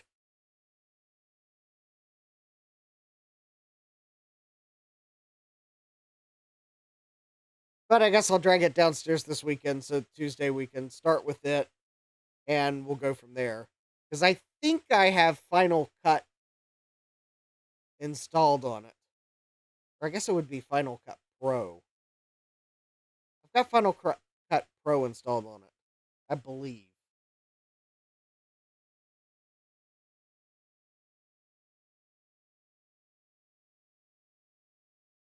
And I might have OS...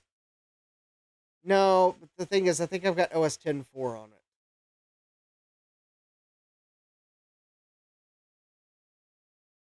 So we may start with it. We'll see if that's too new of a combination for that capture card. If it is, then I'm going to go back to another Mac. I'm not going to wipe the OS install on that Mac. I quite like the OS combination I have on it. If that one's too new, then maybe we'll take the... I think I've got a Quicksilver.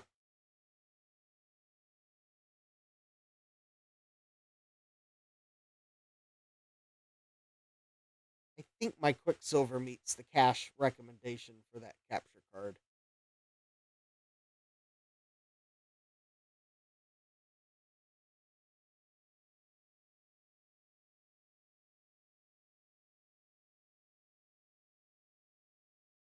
Yeah, I know my FireWire 800 does. I do have a mirror drive doors that's not a FireWire 800. I think it may meet the cache recommendation as well, but I think my Quicksilver does. And if the Quicksilver's too new, I do have an older G4, but it might be a bit slow in the processor department. Because I can meet the RAM requirement. I'll swipe RAM out of another Mac if I have to. But I know I've got 2 gigs of RAM in my FireWire 800. Because I remember I've had it since 2019. I've had it a while. And I think I remember getting 2 gigs of RAM for it around the time I got it. Oh, there we go. Okay. It looks like there's no new bad sectors on this Mac Store drive, so all right, it's probably stable for now.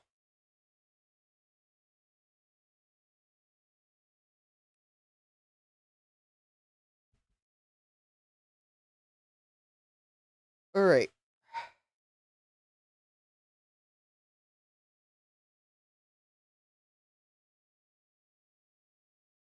Okay.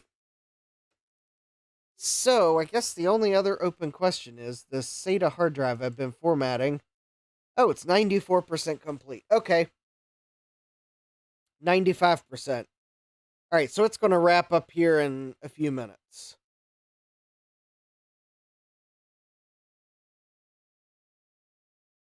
So we'll let it finish formatting, then I'm going to draw the stream to a close. Although I guess if we are waiting for that,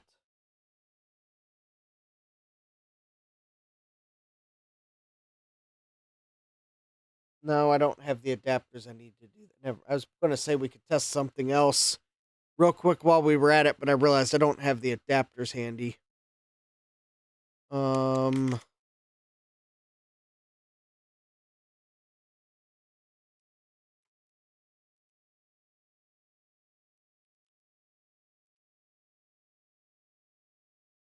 All right. 96%. I think I did plug it into a USB 2 port on this HP that I streamed from.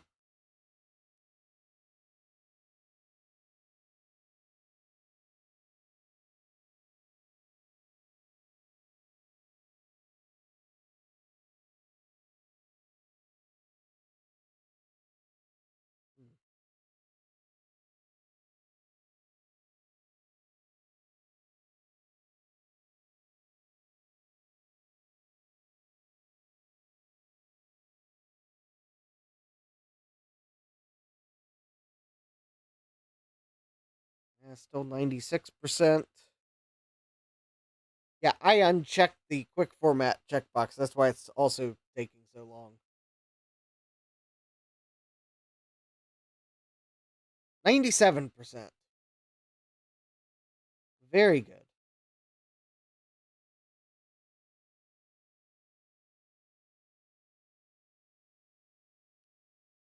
Well, I guess that's good that my Mac Store hard drive is.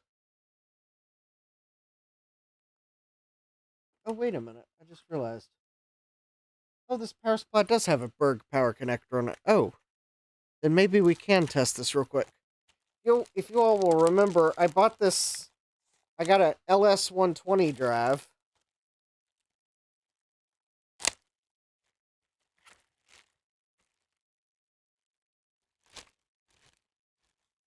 think I opened it on Wheel of Regrets last month, but I hadn't had a chance to test it yet.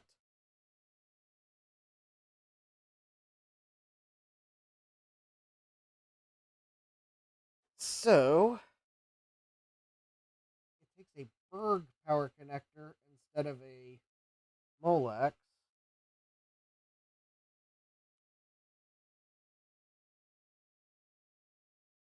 But it is an IDE drive. So, let's see here. Do I have another IDE cable handy?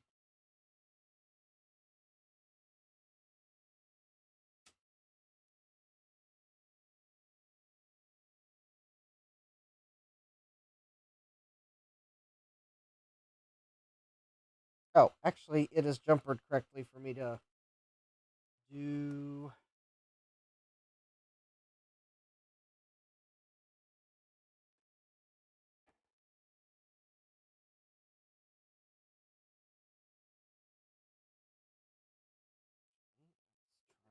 this.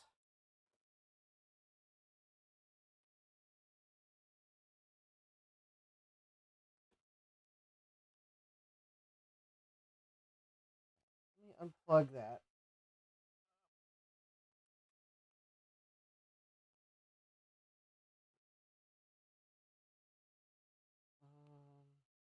Um, 99%. All right. Let me unclip that. Oh. I've been using this cable backwards the whole time and I didn't even realize it. All right. I'm going to flip the cable around. There we go. Now,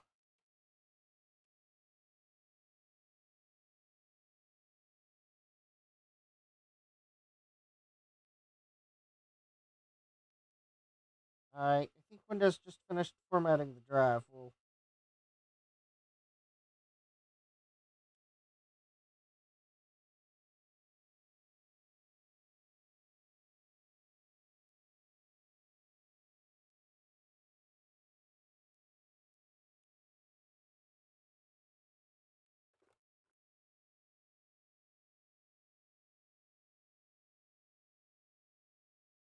hold on. I'm trying to plug this LS120 drive in. Oh.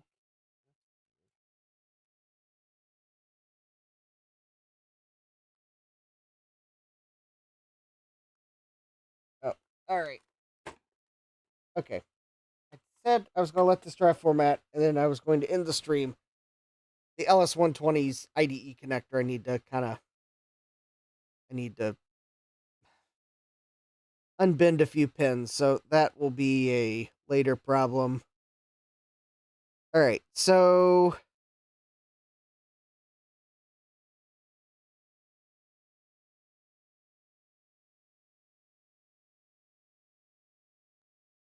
it formatted. The drive formatted. I can't tell if I found any bad sectors or not. I'm trying to see if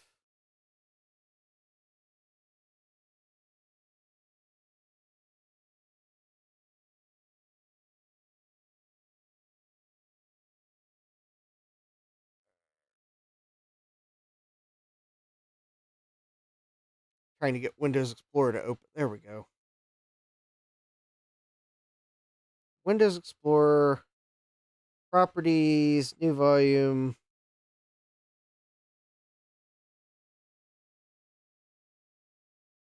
That looks like it formatted fine. All right. So maybe that SATA hard drive did survive shipping. So, yay. So with that, I think I'm going to draw the stream to a close. So don't forget to smash that like button, subscribe and turn on notifications if you'd like to know when I go live next. Marchintosh will happen on Monday. I'll fix my live stream title and thumbnail for this one, and I hope to see you here next time. And let's see with that. Hope you all have a great rest of your day. Take care and God bless.